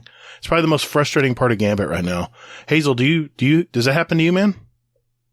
Oh yeah, definitely. I mean, it's one of those things where I think that it is just based off of time. So it is I don't think that's what I think, but okay. I mean, I just don't know because it just seems really, really random to me. Yeah, that's what I thought. It's like, I mean, nothing infuriates me more than like if I'm running Titan and I use Thunder Crash and I'm flying in and all of a sudden it gets its shield up. It's like, what do I even do with this super at this point? So. And you're right there with the primeval, hoping he doesn't stomp you to death. Yeah, that doesn't really happen anymore. No? Okay. Nah, I don't know. Not many, characters will actually, one-shot you or stomp you into a wall anymore. Okay. Now, I mentioned this last week I mentioned that they should, in the old Gambit Prime, you would have to wear all the armor to get the perk stall work, which means you're glowing red or glowing green or yellow or white or whatever your role was in the game. And I thought they should put armor mods on where it doesn't show the other team what your job is going to be in the game. What do you think about that, AverageD2? I think a lot of people sort of say that Gambit Prime was actually probably the best time that Gambit has ever had. So, yeah, I think to bring back specific type of armor like that and to bring, it needs a refresh. And I think something like that could really refresh the game mode. Like you say, having something on your armor where it disguises you as, I don't know, say the Invader or Sentry or something like that would be a good idea. Yeah, Collector. Yeah, would be a good idea. And like I say, I think a lot of people consider Gambit Prime actually the best time for Gambit. It just mixed mode up. It was just what you had to do to get the armor beforehand that people hated. What was that? What was that called again? I always forget the name of it. Probably because I'm the Reckoning. Yeah, I'm purposely trying to forget it. Yeah, that was such a sweaty mode you had to endure to just be able to get the armor. Yeah, but that's because of power creep. You think that was their solution back then? How they were trying to balance it? It was they had to make it. Yeah, they had to make it so there was zero room for error, if you remember. Yeah, it was. If rough. one or two people died, it's you may have had a chance at two people, but aside from that, you needed everybody. More frickin' timers. Thanks. I love timers in a game I'm trying to have fun in. Nothing there's timers in life all around us, and now we have to worry about it in our video game. I just don't agree with that. If two people die, why is the game now over? Because I'm out of time to melt the boss. Come on, man. All right. I won't bring it back. I don't know. Just bothers me. Anything else that you would like to improve about it, AverageD2? I think it's in desperate need of some new maps. Oh God, yes. To say the least, yeah. It's the same free. It is free maps, isn't it? You got the one on Mars, Titan, and then you got the one on the Gasset. Yeah, that's that. The constant rotation of the same free maps gets very boring very quickly. Yeah, I thought there were 5 maps last week, and I guess there is only 3, isn't there? Yep. It's in desperate need of some new maps for sure. I mean, even bringing some of the old maps back would at least refresh, freshen it up for a little while. But the thing is, with the same 3 maps, everybody knows where the invaders are more than likely going to spawn now. Yeah. So 9 times out of 10, unless you're quick, as soon as you invade, you're pretty much dead anyway, because everybody knows where you're going to be, where you're going to spawn. I was just going to say, we've got so many new planets as well. Why have we not got a Gambit map on Savafen's Throne World? Yeah. Why have we not got a Gambit map on Europa? My God, people would jump right back in and play again. I mean, here's the thing. I mentioned this last week. The memento I love. It's my favorite memento. The one with the gator scales that move on the gun. Yes. Are you kidding me? I want that. I've yet to get one to drop. And two, the adaptive pulse rifle yesteryear that they got in there. I love that pulse rifle, and I want to grind for it, but there's a lot of pain points in this game to have to be able to get those two things. And I think Technical mentioned this last week is everybody gets heavy now. So now I mentioned that it used to be that the invaders were so oppressive playing Gambit that they would dampen it. I said the biggest frustration last week when we were talking about this was the fact that you would gather 14 motes, you're doing your job, you're trying to help the team, and then an invader comes in and hits you with a rocket or whatever, and now you lost 14 motes, and now you're in desperate hole because you hurt your team. And I think a lot of people just are like, F this, I'm out. This is stupid, you know? And now they tried to, I think this is this is Bungie's way of balancing the game against those oppressive invaders by giving everyone heavy now. So as soon as I enter in and invade a map, I got 2 Galahorns flying at me because everyone knows where the spawns are. I think you're right, man. I think it goes back to the maps. They need to have more maps so we can have, we're not so predictable where we're coming from all the time. There's 3 points on a map that you can invade from, and everybody knows where those 3 points are. So as soon as you hear that, an invader on the field, you run to wherever you need to run to because you know where they're going to be. Right. Yeah. There's no surprise. It doesn't dump you in all over the place. It just spawns you in those 3 places, and everybody, like you say, the heavy ammo economy has pretty much ruined that now as well. It's way too much heavy ammo in that mode now.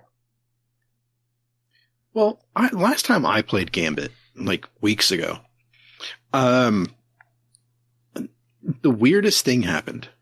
I went out of my way to not invade. I fought every instinct in my body. And guess what happened? What? Nobody invaded on either side. What? Those are fun games. The entire game. Those are fun games to me when that happens. No way, man. That's really lame. Then it's all about puzzle fighting. It's all about building your blockers up faster than the other team. Ugh. Really? So you didn't like that? No, not at all. That was brutal to me. I'm like, let's go. Come on. Let's just say they took the invaders out of the game. Then why have it? No, because then it's actual puzzle fighting game. Then you actually literally are building up the bar by banking motes, and whoever does it faster is the better team and wins. And then you melt your primeval, no damage gates, Bungie, just to flat out, let's go. Think how quick the games would be. There wouldn't be any backtracking when people had to go grab more motes because an invader came in and stomped everyone.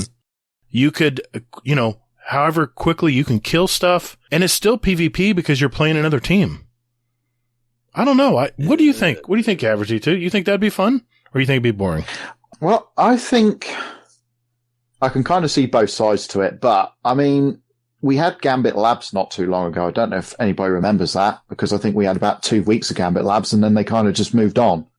Yeah, but I never played it. They have a habit of doing that. Yeah. But why not try that in Gambit Labs? I can see why it would possibly be quite boring for somebody who really enjoys the PvP, and the invading aspect of it. But actually, why not put 2 teams against each other and see who can build up their moats and kill their primeval the quickest? Or make another mode, maybe. Not? Maybe making another mode, like a playlist. Yeah. Well, no, I don't think that. What if they gave it, I mentioned this last week. What if they gave it the Iron Banana treatment, where they basically said, hey, we're going to make it an event, and then they can make tweaks to it. So what if they did that for like 1 season, for like 2 or 3 weeks? They put out like a mode where they remove the cap on it. So like if one person gets like 20 or 30 motes and then they bank them, you get some super ultra blocker. can like summon Oryx or something if you get like 75. I'm down for that. And no invades. It's no invades? Like, oh, no I'm invades. even more on board. And they take the cap off and you can, I mean, I just think that it just needs something to liven it up, just like Iron Banana did. Yeah. I mean, the game mode has gotten very stale, hasn't it? Let's be honest. And apart from the few Gambit a couple of weeks of Gambit labs that Bungie tried not too long ago, there's been no change. And I think it's been quite a little while since there's been no change. So something definitely does need to happen. And yeah, I think an event would be worth a try, like you say, like Iron Banana. As long as the mementos drop a lot. I'm down. Yeah. Give me my memento. You just want like this casualization of. I do not. I just want a path to what I want. Just give me the path, Bungie. I'll grind it. Just give me the path. Not this. Well, maybe you'll get one today. Maybe we'll never give you one. I've never gotten one. Never. But how many times have you played Gambit? You said that you played Crucible more than you played Gambit. We used to have a Gambit group that played every week, and I'd never got the mementos. Never. But the mementos didn't come out until when? Like last season, I mean? They came out on Beyond Light, didn't they? I'm sorry, Witch Queen, right? Isn't that when they were introduced? Yeah. With weapon crafting? Yep.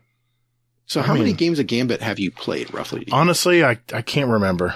I know I've put my due in. I've put some games in. I've put my due in. I have. I've put a lot of... I would say, if I was to say, I've probably done 50 games since Witch Queen came out. I would say you haven't put your due in if you haven't gotten it yet. You got one right off the bat. You're all one to talk. Yeah, and then you put it on a pulse rifle and flaunt it in front of me the whole time. Yeah, just for like that season. First season, AverageD2, he gets a memento. Just random. It's random. I got it, and then I didn't feel the need to go back. No, I'm just kidding. How about every 20 matches, you get a memento if you don't have one in your inventory? You know, when you play a GM, you get one automatically. Why can't they do that in Gambit? I'd play a lot more GMs if I knew I was getting a memento every time. I've already got the one. GMs are in-game content. Oh, no. Yeah. I'm just saying. They are. Oh, God. Okay. What? They are gatekept. Gambit doesn't have an in-game event. Yeah, you're right. I have to say you're right there. It does not have an end game. It does not have I think Technical mentioned this last week, there should be like an ultra sweaty version of Gambit for all the pro teams that want to get into it. You could have all 4 people invade. Oh my God. That would be awesome. That'd be the best risk reward, and you can take their moats. Yeah. Now that's something that Bungie definitely should try. It's everybody on your team can invade. Okay, let's get down to the real world here. Let's come back down from the clouds. Now, what is the one? Gator wants to take away invades, and here we are going let's put more people in. I'm like, no. Let's have the whole team go through. Put the whole team your through. Mouth. No. What this is my idea of hell. What has always been the contention with how they try to balance Gambit? Hasn't it always been invaders? Isn't that always where they have to try to adjust things? Isn't that the sticking point for Gambit and the frustration? It's the invaders and these invasions. The crux of the game mode, though. Why does it have to be? Why couldn't they have a mode where you can literally just be efficient and how quickly? And then you could have your rolls too. Instead of an invader, maybe you could have a primeval damage roll where you do a little bit, 10% more damage to the primeval. And you could be the one standing back with a linear fusion rifle, ready to attack as soon as everyone collects and puts their stuff in. Or you can help out, and then at the end, you can get set up for it. That could be a whole new role. You can have a DPS role. Why? Average, do you want to tell him why, or do you want me to? Oh, you go ahead. Okay. They can't do that for the simple fact that it already has a low player base anyway. And you split the base like that, it's just not going to work. I would wager with Bungie that if they put a playlist in that was non-invasion and just build, bank, throw blockers to slow down the other team, because that is the PvP part of it, other than invading, And how quickly can you DPS and damage the primeval? Game over. Your games would be quicker. You wouldn't have to worry about your PvP gods that decide to play Gambit come in and wipe teams where people are already mentally checking out because there's no way they can catch up now because everyone lost all their moats and the guy got one man army, or that was a thing in Army of One. Army of One. It was one man army in Call of Duty. But yeah, I mean, that's a big sticking point with Gambit is the fact that invaders just can demoralize another team where there's no chance of coming back. I don't know. I just think it'd be a good playlist. Good though. When you pull that off, that feels fantastic. To break the will of another team. Yeah, but a single player shouldn't be able to do that. It's a team-based game. But see, that's the thing though, is that's on the other team then, to me. You know, like if I go in and I invade and I kill 2 people and I stop 28 moats from getting banked, that's on that team for not banking those earlier. Average, you got a comment on that? I can see, yeah, I mean, I suppose the thing of Gambit is the invader making the difference, isn't it? I suppose that was the whole, consensus of Gambit was one person can go in and make the difference from a win and a loss. So I think Bungie wanted that to be one of the cores of that playlist, that one person can make a difference.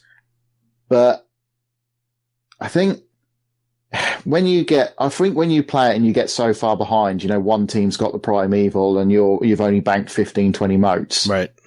And then an invader, because can the invader, I can't remember, can the invaders invade while they've, yeah, they can't, can they? Well, they've changed it a little bit lately where they can't pile on as much. Like I said, they're trying to balance it. Yeah. I think that's quite disheartening for a team. I think that's why quite a lot of people are just a bit like, well, what's the point? No, you know what? I do remember Gambit Labs, and I did try this Gambit Lab where you could only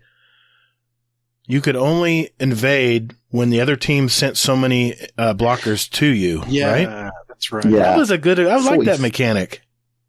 There was more strategy involved. Everyone could bank all of them at once and then be ready for the invader. It's more of a chess match. Because who's going to send the blocker first, right? Who's going to send the blocker first? I like that part of that. And then they just abandoned it. Just went away. Well, it's what they do, though. I mean, all they're doing is just testing out new modes to see what people like and what they don't like.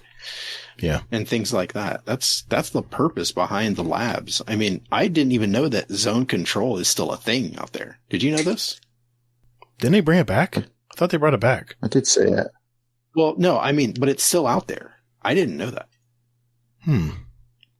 I thought they recently brought it back. Like this season, I think. No, I don't think it was this season. I think it was in one of the TWABs one. I'm not sure. But I'm just saying, though, I mean, it's still out there, though. Like, yeah. I thought that they took it away because it's like they forgot about it, too. Like, oh, whoa, holy hell. Sometimes I just wonder. I just don't know why, what Bungie's train of thought is here. I don't know. It just seems as though they gave up on the whole Gambit Labs after a couple of weeks. It was like, well, it was that, bank your moats, and then the other team could invade. And then you had the one where you could stand near or on the bank and drain people's moats. Right. And then I think that was pretty much it. Yeah, I think that was all they tried. That is. And it was just like, oh, well, back to normal Gambit we go then. And it's just like, right, okay, so that's it then, is it? The idea of perhaps maybe no invades and team against team should have been tried. Why didn't they do that? That would be so much fun. I mean, like Hazel said, there's been games where no one invades. It's like almost people are willing it. I don't know. We have a Gambit Labs where all 4 people can invade. Yeah. Yeah, and I won't play that one. Well, you can play it now, so what's it matter? Well, that's true. That's not wrong. Okay, See? so I mean, like, what's the harm in trying it? there is no harm. I mean, I think they should try everything and see what's going to work and what doesn't. I just think having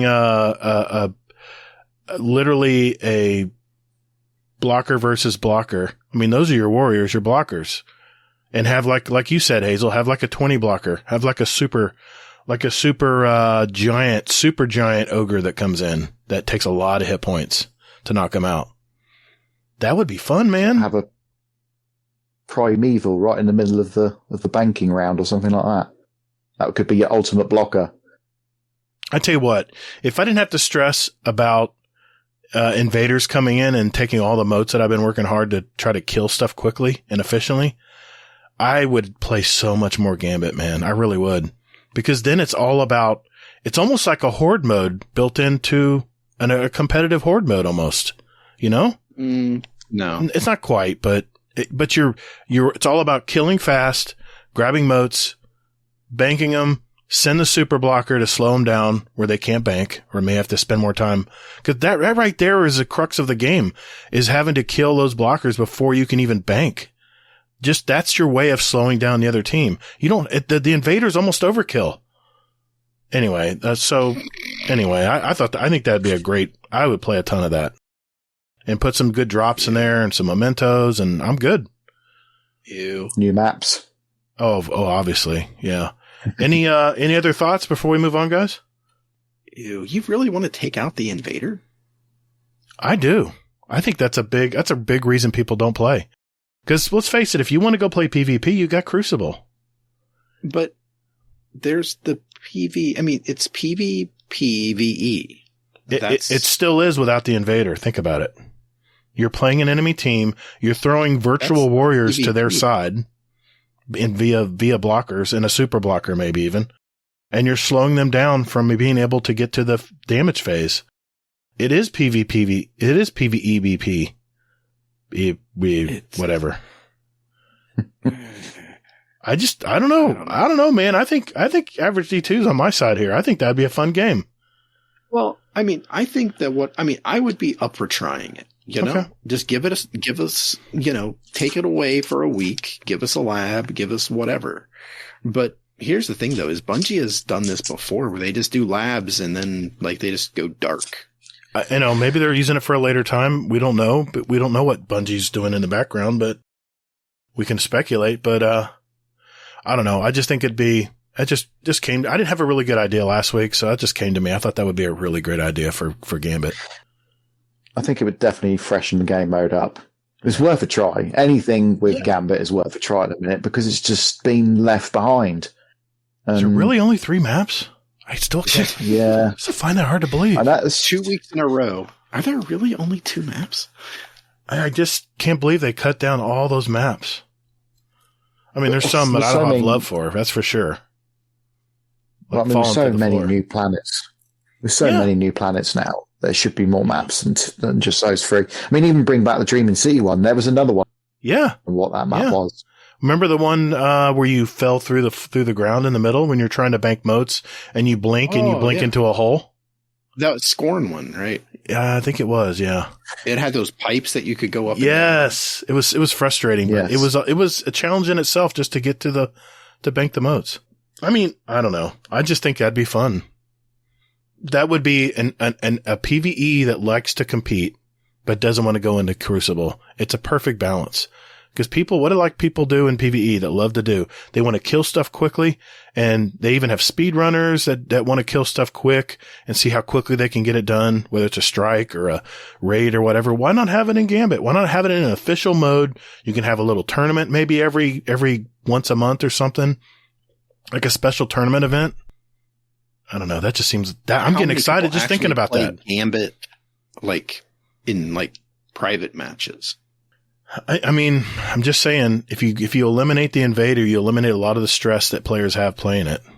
And I think it would make it a totally different game. And I think a lot more people would do it. I think a lot more people would play it.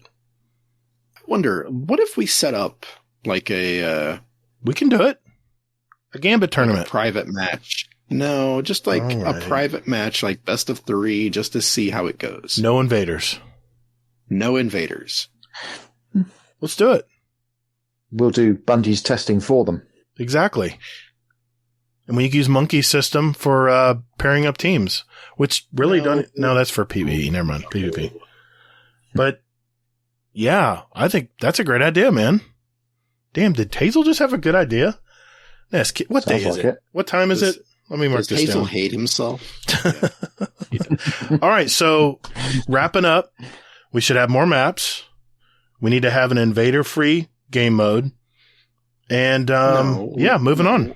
No. What? No, we need to have events where we can pick and choose, or not we, but Bungie picks and chooses fun stuff for us to do for the Gambit when it comes around. I would even sacrifice that and have it only like Iron Banner Rush now, which kills me. I can only play it twice in a season. So ridiculous. It needs to be 3 times a season. And I'm out of town this week, so I'm not even going to get to play enough. I'm going to get a couple days to play it, and that's it. Anyway, that's another topic, but well, thanks, AverageD2. That's a great topic, man. Yeah, thank you. It needed to be talked about. It really did. No problem. And maybe if Bungie's listening, they can glean some information from this or tell us we're full of crap. I don't know. Take it how you will. All right. If Bungie deletes it in, Lightfall, they just delete Gambit altogether and nobody notices. Well, we'll find out. Nobody probably would notice. Oh my God. Yeah. They'd notice the missing pinnacle though. They'd be like, wait a minute, something's missing. I haven't even played it to get the pinnacle. I'm that disgusted with that damn damage gate. Guilted girlfriend. Okay, moving on. It is time to answer your questions, guys. We'll get to that right after this.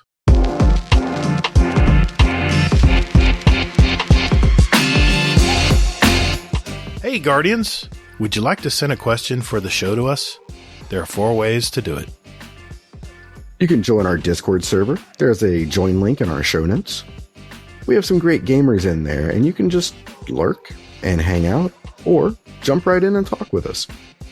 There's also a channel labeled Podcast Questions where you can type in your question for the show.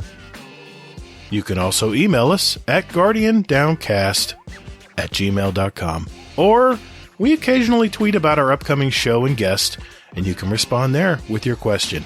At Guardian_D_cast is our Twitter handle. Finally, you can send us a voicemail with your questions at speakpipe.com/guardiandowncast, all one word, and we'll play it on the show. Thanks for all you guys and gals do for our show. It really is great. And Toddles. And later, Guardian. Hey, man, that's my line. All right, ladies and gentlemen, this is the one of our final segments of the show. This actually one of my favorite segments. It's where we get your questions from our Discord and from our SpeakPipe community, and we answer them to the best of our ability, and our guest will as well, hopefully. So let's get to it, Hazel. You want to start out with a question from the Discord? Yeah, just so you know, everybody showed up for you. Man, they did. It's like that attitude's rubbing off, man. I love it. I'll try. Makes me smile. Yeah. Okay, so nice. Hades asks, would you rather be lost in IKEA when it's closing soon or stuck in a Lush shop? I can't be near Lush and I get migraines. What is Lush? Because I don't recognize I was just that going to shop ask that. name. I was just going to ask them that. I thought it was an English thing. Yeah, I didn't know either. Let me look and see. I mean, I know IKEA. I mean, everybody knows IKEA, but I've never heard of Lush. Despise IKEA. I get lost. My wife gets sucked into that place, and she won't. If my wife says she's going to IKEA, I know for a fact she will be gone half the day before she comes back. Okay. I think Lush is a cosmetics, like a makeup place. Oh. Okay, well, that's an easy answer. But I think that was directed to IKEA. D2, right? Yes. With definitely IKEA. Because, A, I've never even heard of Lush, and B, if it's a cosmetic place, I'm out. Definitely not. Imagine working at IKEA and having to make sure the store is empty before you can close. Whose job is that? Wouldn't it be a nightmare?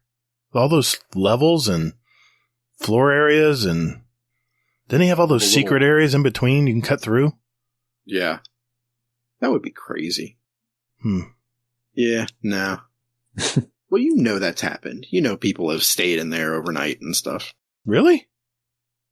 Well, you know. Yeah, I think so. I reckon it's happened. They've tested out the beds and fallen asleep for too long. Yeah. We need an IKEA employee that can testify to that. Give us a story.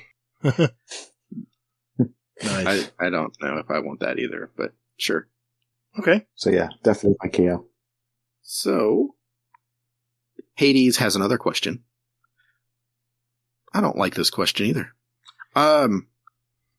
Did Hazel manage to bully you into playing Destiny while recording? No, you didn't. Thank you. Are you guys playing? No. Perhaps that's maybe something we should have done. Yeah, exactly. I'm definitely not in a lost sector right now. Uh-huh. Mrs. Hazelnut. She's not here. What? She's not here. Well, unless you're talking about, like, the other one. The other one. Yeah. Okay. Anyway. Words, Gator, words. So yes, the answer to that one is no, you didn't bully me, but I wish you had. Oh, man. Well, yeah, you're talking through Xbox, so, I mean, you know. I am. Just for shame's factor here, I just want to say that I have 56 bounties completed already. There you go. Look at you. And hopefully I won't have to ever do them again. Now, are you going to turn them in, or are you going to just save them? I'm going to save them until next season and then pop them all then, and then... Wow. Look at you. And then hopefully and then hopefully I won't have to do them next season. I'll just do them now when it's downtime and then move on. Okay, fair enough. Here we go. Rodimus asks, how would you run a podcast channel or a podcast question channel if you were in charge? Wait a minute. Where's Rodimus? Do I need to time his ass out again? 2 weeks in a row. I like it. I don't even know how to answer that, in complete honesty. It's been done. How would I run a channel? I'll leave that to professionals. Yeah, that would be me and Hazel. Thank you. Good answer, AverageD2. Exactly. Thank you, sir. Exactly. Oh, boy. I don't want the responsibility. It's too much responsibility for me. Hope he wasn't in the middle of a game. Oh, shit. He is in a voice chat. Oh, hold on a sec. Hold on. No, never mind. It's just jelly. It's just jealous. Oh, man, that would have been terrible. That's hilarious. Oh, that would have been great. All right. Is Rodimus done now? Are we done with Rodimus's jockeying about the channels again, or are we done with that? No, I don't think so. You want me to go one more? I'm holding my pointer over Rodimus. Go ahead. Okay. Brittany asks, aka Smarty Sparklebum, when do we get our Christmas channel? Well, that's a good question. When do we get our Christmas channel? You know what? I know you're in support. I think I mentioned last week that for all of Rodimus's jockeying and political moves here, I think I said we're going to have one, didn't I? Did I forget to do it last week? We need to do it this week. Can't see one yet, but yeah, I'd love a Christmas. It only needs to be there for a couple of months. It's doing no harm, is it? No. And what's one more channel, you know? Exactly. Awesome. And Hazel's really good at naming stuff, so I'll leave it to Hazel to name it. Uh-huh. There we go. So yeah, soon. Yep, it's been Hopefully set. we get our Christmas channel soon. Question answered. There we go. Thank you, Yeah. Brittany. Sorry, Rodimus. Peer pressure. He can't hear us right now. He's in timeout. Rodimus wants one, really, anyway. We all know that. Yeah, that's true. His heart grew 3 sizes when he talked about it. Exactly. Do the Christmas channel for him. It'll cheer him up. Oh, that's what I'll name it. Rodimus's Christmas channel. There we go. There you go. Spot on. Sorted. There's your answer, Brittany. We've got a Christmas channel. Let's go with the speak pipe. Good old Uncle Scumdeath. Let's see what he has to say. Hello, Uncle Christmas Destroyer here. Question for the show.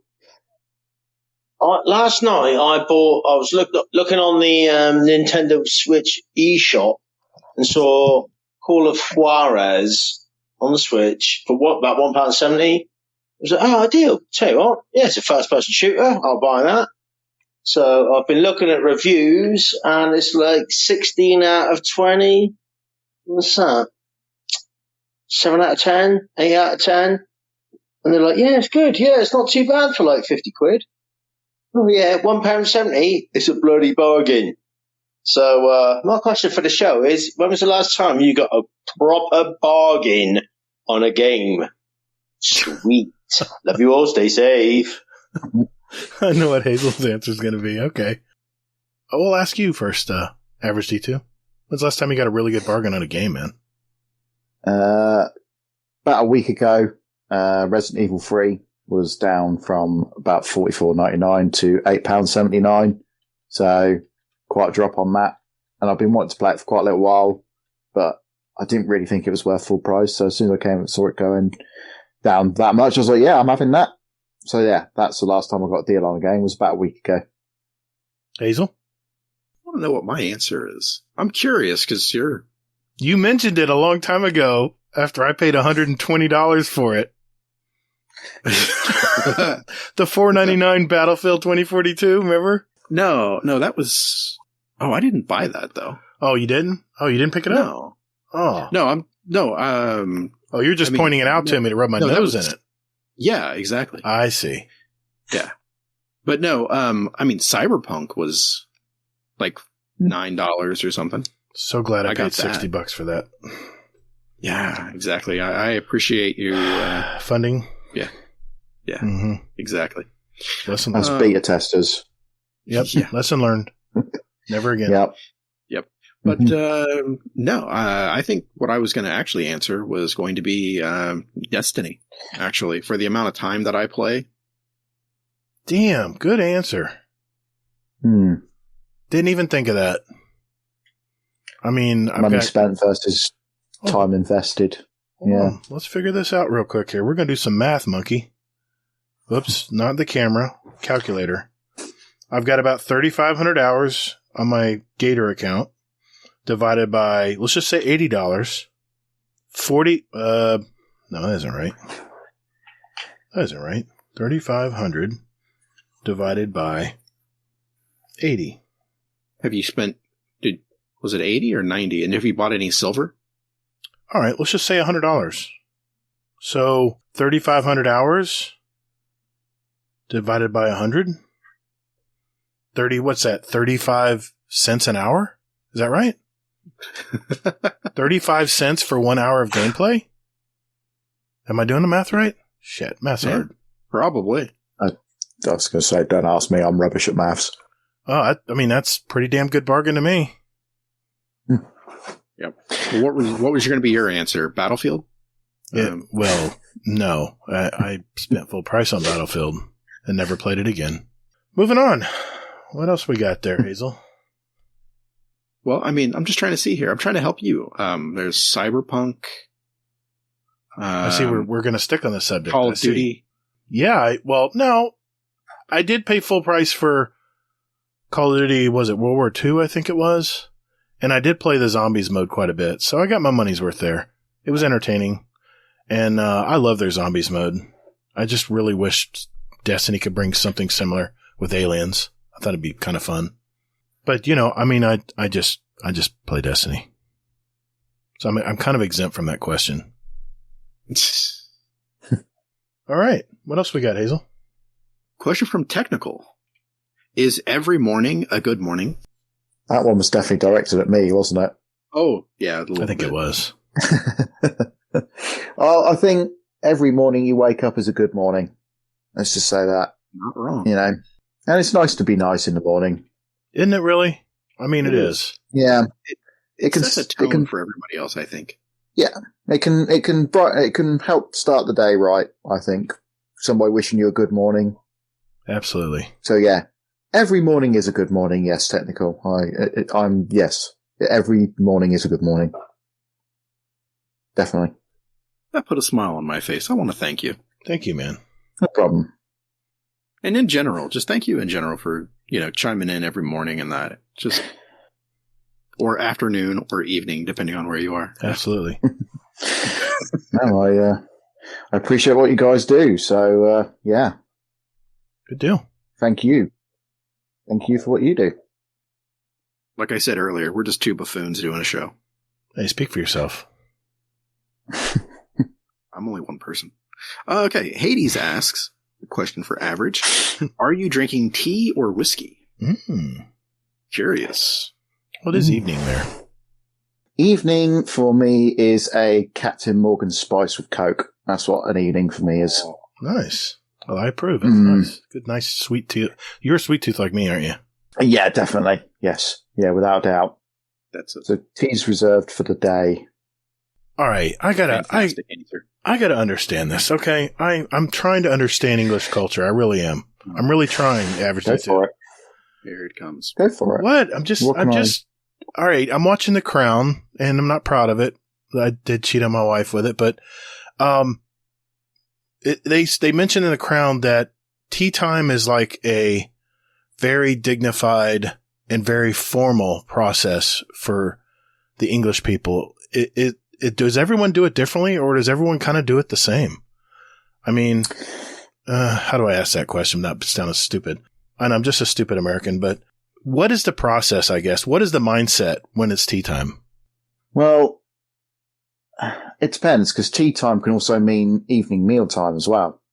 I call some people call tea time dinner time, if you want to call it that way. But I mean, let's clarify. How many times is it tea time per day?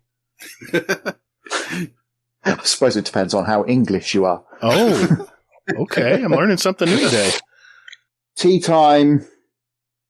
I suppose people. Are we talking tea time as in time to drink tea? Is that the tea time that we are talking about? Yeah, I'm talking about the formal process where people stop their day and it's tea time. It's time to sit down and brew my little pot of tea, or however way you prefer to do it, and pour it in your cup. I mean, I don't know if you use if you pour it through a filter, or is it already filtered it before you pour it? Just curious.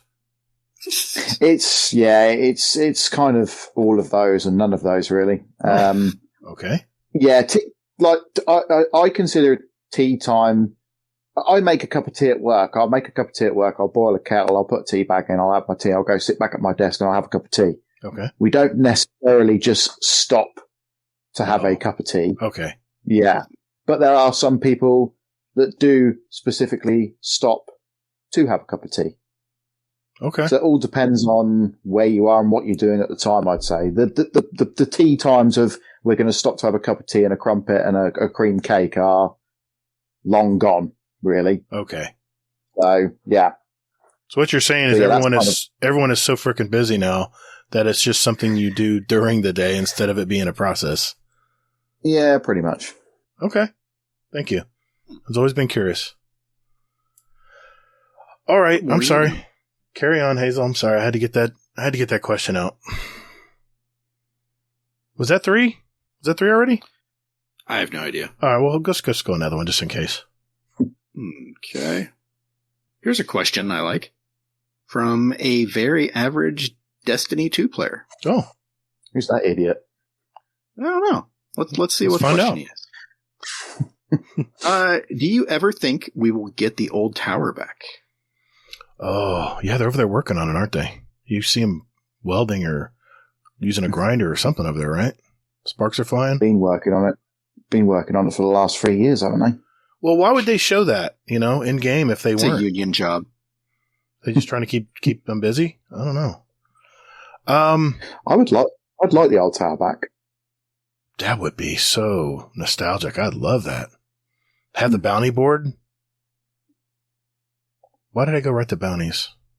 Anyway, yeah, I mean, you can go underneath, and for those who didn't play Destiny 2, or the original Destiny, you can go, there's like a downstairs, an upstairs, a middle ground. It was really cool. Slide on the table. Yes. And the fan, remember the fan? You could press a button and actually get suspended in air with the fan. Yeah. Good times. I missed the old tower. I think they should. It would be nice. Yeah, it would be nice to have the old tower back. I mean, is it, I've got a thought. Oh, okay. What if they finish the old tower at the end of the final shape? Ooh, and then the next story begins. Yeah. That's a good idea. Mm. Isn't this what this is a fun thing about playing this game? You just never know what they're going to do. Mm. And it's been 7, 8 years now? We're still here, man. We're still here wondering what's next. It's great. I've never felt this way about any other game. Well, no, because you never had to think about it before in any other game, you know? Well, I mean, I played Call of Duty. It was just, okay, that Call of Duty's dead. Here's the next one. Yeah, exactly. There's no carryover until Black Ops. It is. This is kind of something new, isn't it? Well, it's been around for 7 years, but still. Well, you know my point. I mean, yeah. I don't know. I like that idea. Yeah. Yeah, that is a cool idea, to be fair. But, I mean, I'd like to see the old tower come back before then, but... Bring it back full circle, right? Yeah. I like it. Bungie, get on it. All right, now I'm going to do a speak pipe. Here we go. This is from RushChat. Okay, so apologies in advance if you hear my washing machine in the background doing laundry. But I got a really interesting question for y'all. Does anyone else think that the name, the tricorn, like the Destiny emblem, right? Does anyone else think that name's kind of lame? It's just me. It's just me who thinks that calling it a tricorn just sounds kind of, I don't know, silly. Sounds like a Dr. Seuss word. That's it. I was just thinking about that on the way home. I'm curious as to why they didn't come up with some other, like, goofy, wacky, crazy, big name Destiny name for it. Like yes, that emblem is the Obmantium. Of course, everyone rises underneath the Obmantium. Nope, just the tricorn. Anyway, love you guys. Stay safe. Take it easy. I love you, Rush. You're awesome, dude. He was not high at all when you sent that message. Probably wasn't. Probably, no, not at all. Not at all. He was doing laundry. Come on, man. Yeah. I've never seen someone. Never mind. What do you think, AverageD2?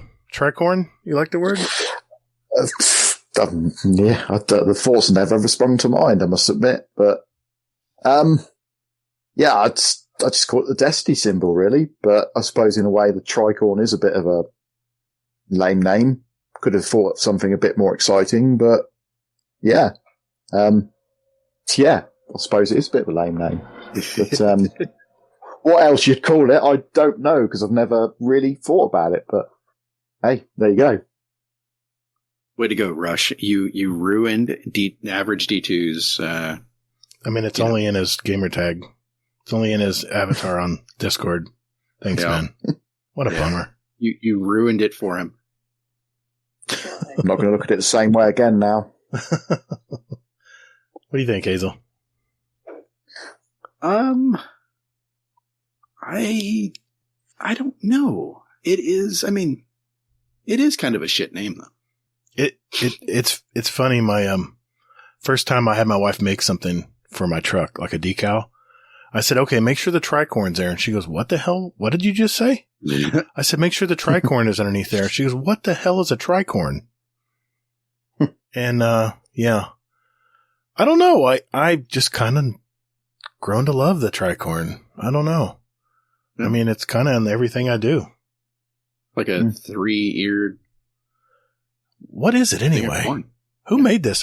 You know what? Who made this emblem? Who made this shape? I'm curious. Luke Smith, probably. He still won't let me in his house. He won't answer the door. Yeah. Oh, well. Anyway. He has his reasons. Mm-hmm. Whatever. Okay. What we got? I've got 2 more speak pipes, so let's get some more Discord questions in. Okay. Hades asks, question for the Gator. Between 3 podcasts, a YouTube channel, bowling, 18 movies, and work, how do you have time to sleep?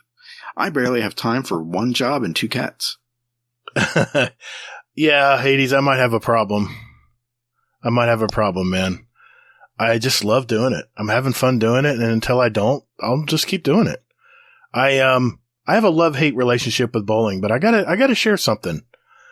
I was at bowling last week, and we do all kinds of drawings and stuff in our league. It's a very high money league. I mean, it's $30 for 3 games every week. It's very expensive. And, that of course goes into our prize fund and other things too, but they had a drawing and they said, okay, the person on lane 30 And position 5, you just won a bowling ball of your choice. And guess who that was? That was me. I couldn't believe it. I won a bowling ball. And when I say, okay, I know you're thinking the plastic ball you see at the bowling alley, the little cheap things. No. The bowling balls that we buy are $200 to $500 each. They're made of special composite materials. They have weight blocks in them that make them turn at certain different RPMs, and it actually won't engage until it's some length down the lane. It's very, very technical, and they've really honed it in. It is an art form. Not to mention the cover stocks are gorgeous. They have all kinds of designs, and I mean the sky's the limit as far as what you want to put on it. So yeah, nice. There's some nights I'm like, I really don't want to go effing bowl tonight. I just don't feel like doing it. And I'm on a team that's really cool. We have like 6 people on a 5-man team. And there's always one person that has to rotate out.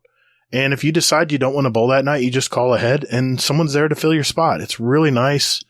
It's part of the reason why I came back to bowling, because it was so tough in the past where if I missed, I was hurting my team.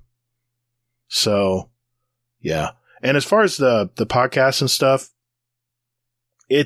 my dad told me a long time ago that I needed to reinvent myself. So maybe that's part of my reinvention is now content creator. And I'm just having fun doing it, man. And I used to think it was all about me. I know. Save your comment, Hazel. But it really isn't. It's about serving the people and helping people that decide to even spend the time to watch anything or listen to anything you do. So that's been a big learning experience for me, because when I first podcasted, I have to admit, my ego got a little bit of a boost. I was a little full of myself. And now that we've done it for so long, I realize when people message me that, you know, that last episode really, really made a difference in their life, and they were thinking the same thing I was. And when they heard me say it, you know, I don't know, man, it just hits home. So yeah, I don't know, Hades. I'll just keep doing it until I don't have fun doing it anymore, and then I'll move to something else, right? Well, I think we can all agree when we say you're doing a good job. Thank you, sir. I appreciate that. Well, me and 999 people can't be wrong, can they? That's right. That's awesome, man. I still can't believe it. It's so cool. But yeah, the content creators out there, I notice, they're selfless. All they care about is their mission, what they're trying to do, what they want to do to help other people. And it took me a while to figure that out. So I was always that shy kid in high school, you know? I never had enough confidence to do anything in life. And I mean, if my high school friends could see me now that I'm actually doing a podcast, I'm doing YouTube, I'm doing all this stuff that was so not like me. So it's just really weird how life turns out sometimes. Certainly is. Whew, okay. No. All right, Hazel. What else we got, man? Hazel had words. I think he had words. Yeah, I think he had to step away a minute. Oh, he probably heard my sermon on the mountain and said, all right, I'm out of here. But I think helping a lot of new players as well, because you're very much focused on helping a lot of the new people who don't really know what they're doing. Yeah, it's well, I mean, the years I've been podcasting and realizing that people would ask, well, what is weapon crafting? I've never done that before. I'm like, well, you've never done weapon crafting? Dude, it's a great part of the game. It's so much fun. Or, I've never done a raid, you know, and you're just like flabbergasted. You play this game and you've never done a raid? It's just, you just want them to have fun. You want them to enjoy it, you know?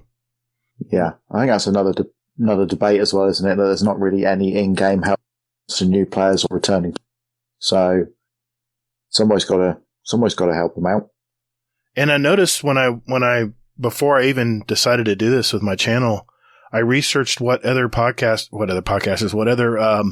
YouTubers out there were doing. And a lot of people were talking about what's going on now in Destiny. What's the latest thing going on now? What's the latest glitch, or what's the latest, you know, drama in Twitter? You know, what's the latest, way to speed run through a GM? I said, you know, there needs to be someone out there that can speak to the new players that maybe need to just slow it down and just Just explain it to them, what the game's about. And I mean, we none of us had that, right? We all started from the beta. We were all feeling our way through the game as well. Yeah. So, yeah. That's the reason I did it. Up. What did I miss? That's what I thought. Yeah. That's what I thought. Yeah.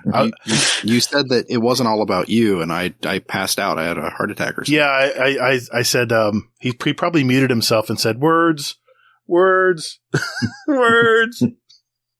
I have words. Yeah, no, we were just, we're finishing up on that. Yeah, no, I heard. Okay. What do we have left in the Discord? Okay. I have one here. Mr. Monkey asks, question for the show. With the new season starting the 6th of December, do you think the seasonal story will be held back until after the dawning to narratively take us into Lightfall? Man, this man's thinking ahead, isn't he? Mm-hmm. Do we know that dawning is it going to be right at the beginning? Or is it going to be a little bit after the new season? We don't really know, do we? Well, it'll be probably like 2 weeks in, probably. So he's thinking, do they postpone it or restart up with the story after the dawning's gone? That'll be first of the year. Rough. That'll be first of the year, man. I mean, that would extend the story out, though. That's kind of a good thing, I think. True. What if they integrated it into the dawning? Wouldn't that be kind of cool? That's not going to happen. There it is. What? There's the Hazel I know. It's not going to happen, man. You and your rose-colored glasses. I know. I can't help myself. Like, what if it's all connected? You know what? I got an idea. Why don't we let AverageD2Player comment on it? Exactly. Do you know what? No, I think it would be pretty cool, I suppose, if they incorporated this story into an event like the Dawning. But yeah, no, I don't think that's going to happen. So I think it'll just be the usual season. I think the story will start up at the beginning and then we'll, tail off and finish. We might have one last bit at the end, like we did with Callus appearing in the helm. And then, yeah, I think that'll probably be it. I think it'll probably stick to the same formula, to be honest with you. It'd be nice if they mixed it up. Don't get me wrong. It'd be really good if they did mix it up. But, yeah, I can't see it happening. What do you think the next season's going to be, man? Do you have any ideas? I'd like to see, there's things going around that people think it might be Rasputin. I heard something about the Forge weapons or Forge coming back, maybe. You think that might be true? That'd be good. I enjoyed the season of the Forge, I must admit. I enjoyed all that Black Armory stuff. Yeah. So, yeah, if they were to bring that stuff back, I'd be all for it. When's the last time we had a Vex season? Could you consider the season of the Splicer a Vex season? Kind of mixed, really, wasn't it? I mean, the 6-man activity was all Vex, wasn't it? Mm. No, there were some Taken in there, but that was it, right? Taken and Vex? Man. Yeah, I think so. How quickly I remember those. Forget those 6-man activities. I know Hazel ran a ton of it, so. Yeah. Yeah, that was a great season for me. Good. Splicer. What else were you going to say? I was just going to say, it'd be nice if we could have another Vex season again. A Vex dungeon would be nice. We haven't had a Vex dungeon yet. That's true. We've had Cabal, we've had Fallen, and we've had Hive. We need a Vex dungeon next, I think. So yeah, I'd like something with the Vex. Well, that would make sense because we're due for a dungeon next, right? Next? Yeah. Yeah, there's one season 19, isn't there? You're going to be a genius if it actually ends up happening. You're going to be, people going to say Average D2 knew it all along. Nice. It's definitely not going to happen now then. Oh, come on. Or Siva. Siva season would be cool. That would be nice, yeah. We haven't heard about Siva in a while, and the fact that we still have Siva weapons, Siva exotics still in Destiny 2 means it's not totally dead. Yeah. True. Did you answer, Hazel, or did I skip? Well, no, you just asked a random question, so I just went with it. Okay. Did you have any opinion on it, or? About what next season's going to bring? Yeah. I'm hoping it's Season of the Nezarec. Oh, I see. You don't think that'll be part of the finishing season? I hope not. I mean, I don't know. After the lame season this season, I'm really hoping that it's something. Right. Gotcha. Something like noteworthy. I gotcha. So. Okay. Sorry, you're about to be serenaded by the sounds of Animal Crossing right there. Oh, was that your daughter? Dogs. Oh, Yep. Oh, okay, gotcha. So Nice. she's playing that. So very cool. Okay. Trying to find a question here. I think Rodimus is going to be pleasantly surprised. Let's see here. Let me pull them up real quick. When is Christmas movie night? I don't know exactly what that means. Oh, but, yeah. That's actually a great idea. We can all watch a holiday movie? Like on a watch party? They have that in Discord now, I think. Yeah, they do. That's new. I saw the... We should probably do that. Don't ask me how to set it up. I have no clue. Obviously. I could guess someone shares their screen or everybody just watches it on their own and that kind of thing. Oh, okay. We'll have to look into that. Cool. Yeah. I'm down with that. Kingsley, be on the lookout, because Gator will probably hit you up for that. Maybe. I have another one here from Mo. This one's a little dated, but it's still relevant. So let's see what Mo has to say.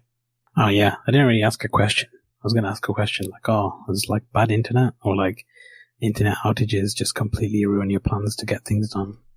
Like, I'd say getting a master raid done with challenges is like, a kind of big deal to get done. Like, I don't know. So, I guess, has the internet negatively impacted you to the point where you're like, wow, I guess I'll just go on YouTube and fall into a rabbit hole, I guess. I mean, yes, they are single-player games you can play. I'm just wondering, like, any online games you like wanting to play, or like PlayStation being a fucking douche saying, you can't log in, you don't have an internet connection, I don't know. But yeah, internet negatively impacting your gaming. The floor is yours. Yeah, that's when Mo was having really bad internet. I think it was down for like a week and a half or something. It was crazy. Yeah, he was not a happy person. Yeah. Is there any offline games I guess you could play? This is what he's asking. God, everything is so tied into the internet now.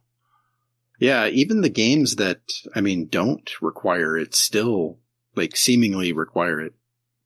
Yeah, it's like they have to, sync up with the leaderboards or something, Yeah, the servers or something still needing the update or something, or, yeah. What do you think, AverageD2? Any offline games you playing? Well, I suppose Cyberpunk is an offline game. Yeah, I was going to say. That's true. But I have had a point where, in fact, it's quite relevant, because back in the original Destiny 1 days, I used to live in a place where the internet wasn't great. And when I used to update my Destiny 2 with new expansions and stuff, I always used to have to say to the people I was playing it with, I'll see you tomorrow, or I'll play the expansion with you tomorrow, because I've got to put my console in rest mode because my internet is so bad. So I always seem to play all the new stuff like 24, 48 hours behind everybody else because my internet was that rubbish. It was depressing. Yeah, it's disheartening. I get that. Did you find anything you can play offline, Hazel? Cyberpunk was my answer too. Yeah. Damn. The game my daughter and I play is Gang Beasts. Is that a console or a mobile game? Console. Console? Okay. Yeah, it's pretty fun. I know that RNG Gator, he's played that before and he likes it. So yeah, I just play Destiny. What? No way. Yeah, I do. I know. Revelation. I didn't see that coming at all. Revelation. I have one more speak pipe, so let's make sure we got all of them covered for AverageD2 here in the Discord. Yep, they're done. Okay. I'm gonna wrap it up here with our final question, and this is from Hawkslayer. What's up, Hawk? Yo, what's up, my glubs? I'm in the car driving home. I might get pulled over. I don't know. There's a car that just pulled out behind me. I have no idea if it's a cop. Kind of has the headlights of a cop. Anyways, I had my feelings toyed today. it came 4 o'clock, and right now on this current job that I'm working, I am working 6 a.m. to 6 p.m. Oof. Oh, also with only one hour break in the middle of the shift, and that's it. Damn. Anyways, so 4 o'clock rolls around. I see them start moving barges around, start moving the crate back around to the side, thinking, okay, well, we're packing up early today. Cool. Well, everybody gets to go, but 5 select people and the supervision.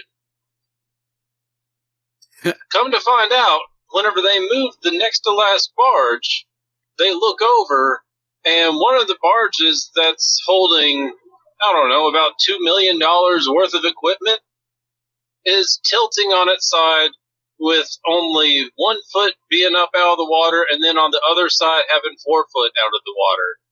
So there is a fairly significant tilt to it. So immediately they designate the few of us who have to stay over and take care of that, while everybody else gets to go home. I understand why they did it and why they made the call they did, but dadgummit, I still feel like my feelings were just toyed with. Like, I was just teased. And when was the last time you guys just got completely teased? And I don't mean in the dirty way. I mean, legitimately thinking you were super excited about something, and then all of a sudden it got ripped away from you. Wow, let me know what you guys think. Love the show. See you. Thanks, Hawkslayer. Yeah, good question. A story came to mind for me. What do you, anything happen like that with you, AverageD2? You might have to come back to me on that one, because I can't think of anything right off the top of my head right now. Okay, what about you, Hazel? If I'm honest. Anything come to mind? I was going to be funny about it and go like, this season in Destiny. Good one. Yeah, that was a good one. Oh man, have you ever had any of that situation in work like that? I mean, I did that for a bunch of people that one time when I marked everybody as out. Basically gave everybody off, and then quickly had to change that. So, I guess I was the teaser. I was going to say, yeah. Hey, congratulations! I gave off like 3,000 people, and then quickly had to fix that. So, oof. Yeah, you were everybody's friend that day. I remember back when I worked at Publix. It's a local regional supermarket, and I was a stock person. I did night stock. I did stock the shelves and stuff while it wasn't quite as busy out in the store. And was having a great night. Everything was clicking, just one of those days. Everything was just working out real well. You got all your assignments done. Everything was stocked and ready to go. You're heading to the clock to clock out for the night, and you see that assistant manager walking towards you, and you're like, oh no, hurry up, clock out, hurry. And he intercepted me and said, we're short a guy on the strip crew tonight. No, Hazel, don't let your mind go to that area. No, it's where we strip. Already there. It's where we strip the floors, and it's like a total teardown of all the floors in this. It's a gigantic supermarket, and I was like, oh man, and I was one of those guys that just never really wanted to tell people no. I was always a nice guy, and unfortunately, I got taken advantage of when I was younger and naive.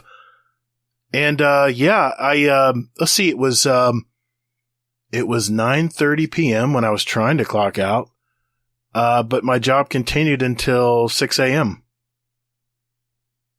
So yeah, that was not cool. Ouch. But the manager did take us to Denny's. I do remember that.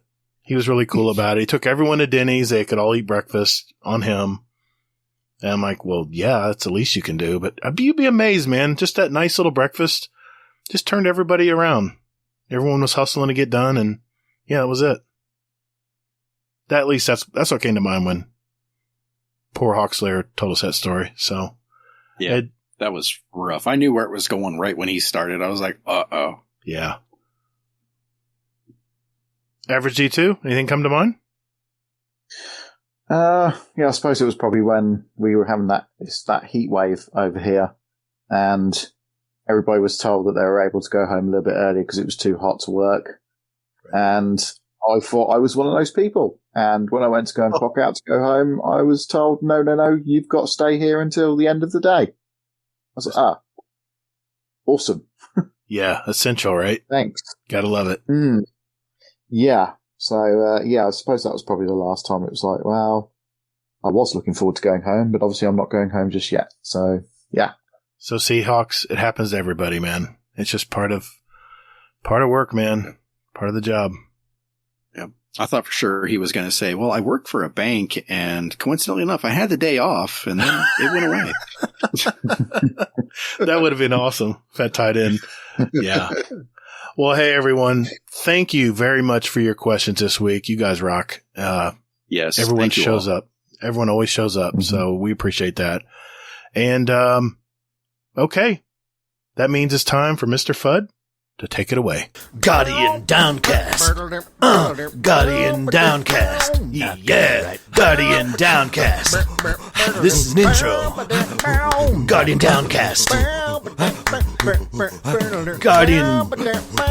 Not copyright. Guardian Downcast. All right. Thanks, Mr. Fudd. This is the final segment of our show. This is where we pick our song for our award-winning Guardian Downcast show playlist, a little sample of what the two of us and our guest AverageD2 here like to listen to. And we invite you to follow along and listen to it as well. Just search for Guardian Downcast show playlist on Spotify. And it's now on Apple Music as well for everyone who uses those Apple products. I have the links posted in our show description down below. Check it out. We now have 1,067 songs representing all of us and all of our past guests. The songs we picked since July of 2019 when we started this podcast. So I'm going to start with you, AverageD2. What'd you pick for us this week? I went with a Michael Jackson tune because, let's be honest, who doesn't like Michael Jackson? And I went with Give In To Me because it's one of those that I think is really good but not heard very often. So yeah, that was my pick. Yeah, I listened to it. It was definitely stuff I've heard it before, but yeah, it's definitely more of his like hidden songs. I loved it, man. I was a big fan back then. Yep. All right, Hazel. Who wasn't? Oh, I know. Exactly. Yeah. What'd you pick, man? I went with a song by Luke Combs, country this time, called The Kind of Love We Make. It's a rocking kind of song, so it's pretty good. Starting to see a lot more of his music lately. Yeah. Yeah, same. Cool deal. I picked this band actually a while back, and I think it was time to add another one of their songs. If you remember, this was a band that began in '83 from LA. They've sold over 120 million records worldwide. Like I said, I added a song from them before. They're one of my favorite all-time bands, actually. They're considered the most successful alternative rock bands of all time with 14 number one singles. The most cumulative weeks at number one, which is 85 weeks. And the most top 10 songs. Who? Nickelback? I'm going to just pretend I didn't hear that. And the most top 10 songs, which they've had 25 of. The song I chose is called Soul to Squeeze. It's actually from the movie soundtrack, The Coneheads. I did not know this. I forgot about this movie. It is. And it was back in 93, and it's part of their greatest hits album now, and the band is Red Hot Chili Peppers. Do you have something you want to add, nice. Hazel? No, just a great song. Yeah. Yeah, I knew it was from Coneheads, actually, because I've played that song so many times. It's a great song. I heard it the other day. I was like, oh, yeah, we got to put this on the playlist. So, good deal. It was already on the playlist, actually. Mm-mm. I'm like, huh? I checked. I'm like, good job on Gator. Yeah, I picked the song. Yay, good job. Yeah. Me. Yep. And it's not from Prague. Okay. Our question for the month for November is from one of our community members, Moose, Captain of Lasers. He said, I have a suggestion for the next question of the month. If you had a piece of armor or weapon themed around you or your guardian, what would the flavor text be? I can just see some of these answers coming. We'll need your answers by Wednesday, November 30th on episode 176. Hazel and I will play them from our speak pipes, and we'll also include our answers in our Discord channel. You can send us a voicemail at speakpipe.com/Guardian Downcast, or you can enter your answers in our Question of the Month channel in our Discord. I'm fading. I'll have the links to our Discord and SpeakPipe in our show description down there if you want to just check the box and go right to it. Just know we'll have another drawing for a $25 Amazon gift card, but the SpeakPipe answers will be entered into 2 additional drawings for some podcast merch, which you can find on our site, designedbyhumans.com. Just search for Guardian Downcast or hit the link in our show notes. I want to give a shout out to our Patreon community. A special shout out to our Dungeon Champion patrons, Scoot, the Scarlet KM, Oh Hey Redneck, the Crimson Chin, Technical, Sauced Waffle, and some guy I just heard about called AverageD2Player. And of course, our OG raid boss guys, Jealous and Frostbite. Thank you guys. Appreciate everything you guys do for us. Thank you all. Thank you all. Yep. Thank you. A quick thank you to all our Patreon members out there. You know who you are. Giving back has really been generous, and Hazel and I thank you. Support goes right back into our drawings and into our community, so we thank you for that. And if you found any benefit from our little show tonight and you want to give back to our show, you can go to patreon.com/support Guardian Downcast. You get a special badge in our Discord, a special private channel. No feet pics, please. Hawkslayer, thank you. And just remember also that there is a private RSS feed you can get also. You can only use it, but if you want our special Patreon episodes to go right to your podcast app, you can now do that using that RSS feed. Just cut and paste it into whatever podcast app you're using, or some of them actually have it where you can directly go to that podcast app. Just depends what you use. And we did have actually our first Patreon episode just came out last week. So go back and listen to that if you haven't already. And we'll try to have another one before the month ends. Hazel and I also have another podcast that's not Destiny related called Playing Favorites. There's a lot of them out there, I know, but we're the one that has the big storybook on it with all kinds of stuff flying out of it. I always think of Neverending Story when I think about it. And as Hazel says, if you have a favorite thing, I bet there's a story behind it. Plus, Hazel and I gives us an excuse to tell our opinions, which we always have a lot of, about something that's not related to Destiny, but more around entertainment or gaming or social media or whatever. Our next episode will be out soon, so just keep an eye out for that. And then finally, yes, Hades, I have another podcast. It's an audio component to my YouTube channel. It's called the Destiny Help Desk. And it's designed, like I said, to be an audio form of tips and tricks for new and returning players. So if you don't have time to watch YouTube videos, no worries. It has also in a podcast format, so you can listen to it during the day when you're out and about. They're short form shows. They're not very long, about 20 to 30 minutes, I would say, on average. So, yeah, if you're getting back into Destiny 2 and you want to learn some little tips and tricks or maybe some explanations on some of the basics of Destiny, then there you go. It's available where all your podcasts are out there. And if you want to send me a question for the show that's related to, something about Destiny that you're trying to learn, just send me an email at ToddtheGatr@gmail.com or a voicemail at speakpipe.com/Destiny Help Desk. Gosh, I'm exhausted. Unbelievable. So many plugs, so little time. Oh, thank you. Doctor just brought me a Krispy Kreme donut. Thank you, sweetie. Well, guys, that's a wrap. Another episode in our collection. For our listeners out there, we have 173 other episodes with interviews from gamers all over. So if you're just finding out about us, check out that. And if you could do us one little favor, if there's someone who plays Destiny out there, hit that share button. Tell a friend about us. Average D2, great time tonight, man. Thanks for coming on the show. I know the time difference is just crazy, but I appreciate you setting aside your day to be with us, man. Yes. Thank you so much. I appreciate you having me on. Thank you very much. Well, sir, you did say you streamed and you did YouTube. Where can people find you out there, man? People can find me pretty much all over my socials. Same thing, which is AD2P_Twitch, which is Average Destiny 2-Player Twitch. As I say, that is pretty much where I am everywhere. Not Facebook, sorry, Twitter, Twitch, YouTube, Instagram, you name it. That's me there. Very cool. I'm going to go subscribe right now. Good deal. Thank you. Well, remember everyone, as you're playing video games out there, remember to take breaks. Just get outside, fill those lungs up with some fresh air and touch grass. Continue to be safe And more importantly, hey, take care of one another. Defeat is not surrender, Guardian. Thank you all so very much for listening. And later, Guardian. Words. So Bye. Is your mom still there? Yes. Oh my gosh, good for her. What a champ. Yeah, hey. But anyway, get toddled. There it is.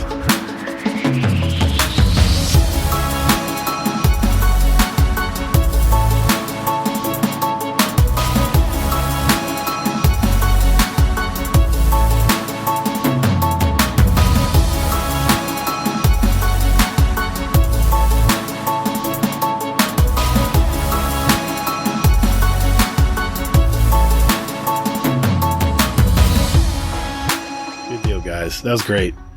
We might actually have no, I guess I cussed a little bit. It's almost a clean episode. I couldn't believe it. Thank you, Mom of Mrs. Hazelnut. Thank you, Mom of Hazelnut. That was great. Best behavior. Yeah, he was. I didn't even recognize this guy today.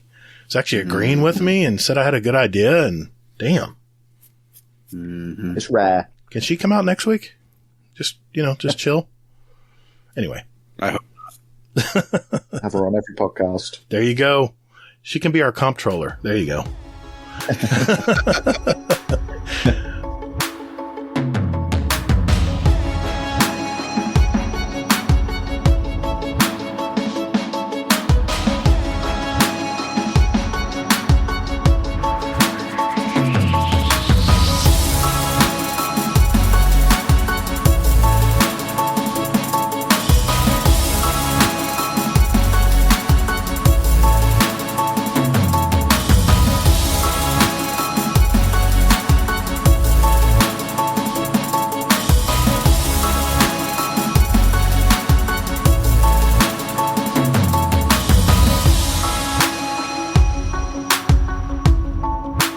Thank you, Mr. Fudd. This is the final segment of our show where we pick our song. What happened? What just happened? Oh, something that was my phone was just being annoying. Oh, okay. All right. Hold on. That'd be He was looking to blame me right there. I did. I looked right at Hazel. I thought Hazel did something.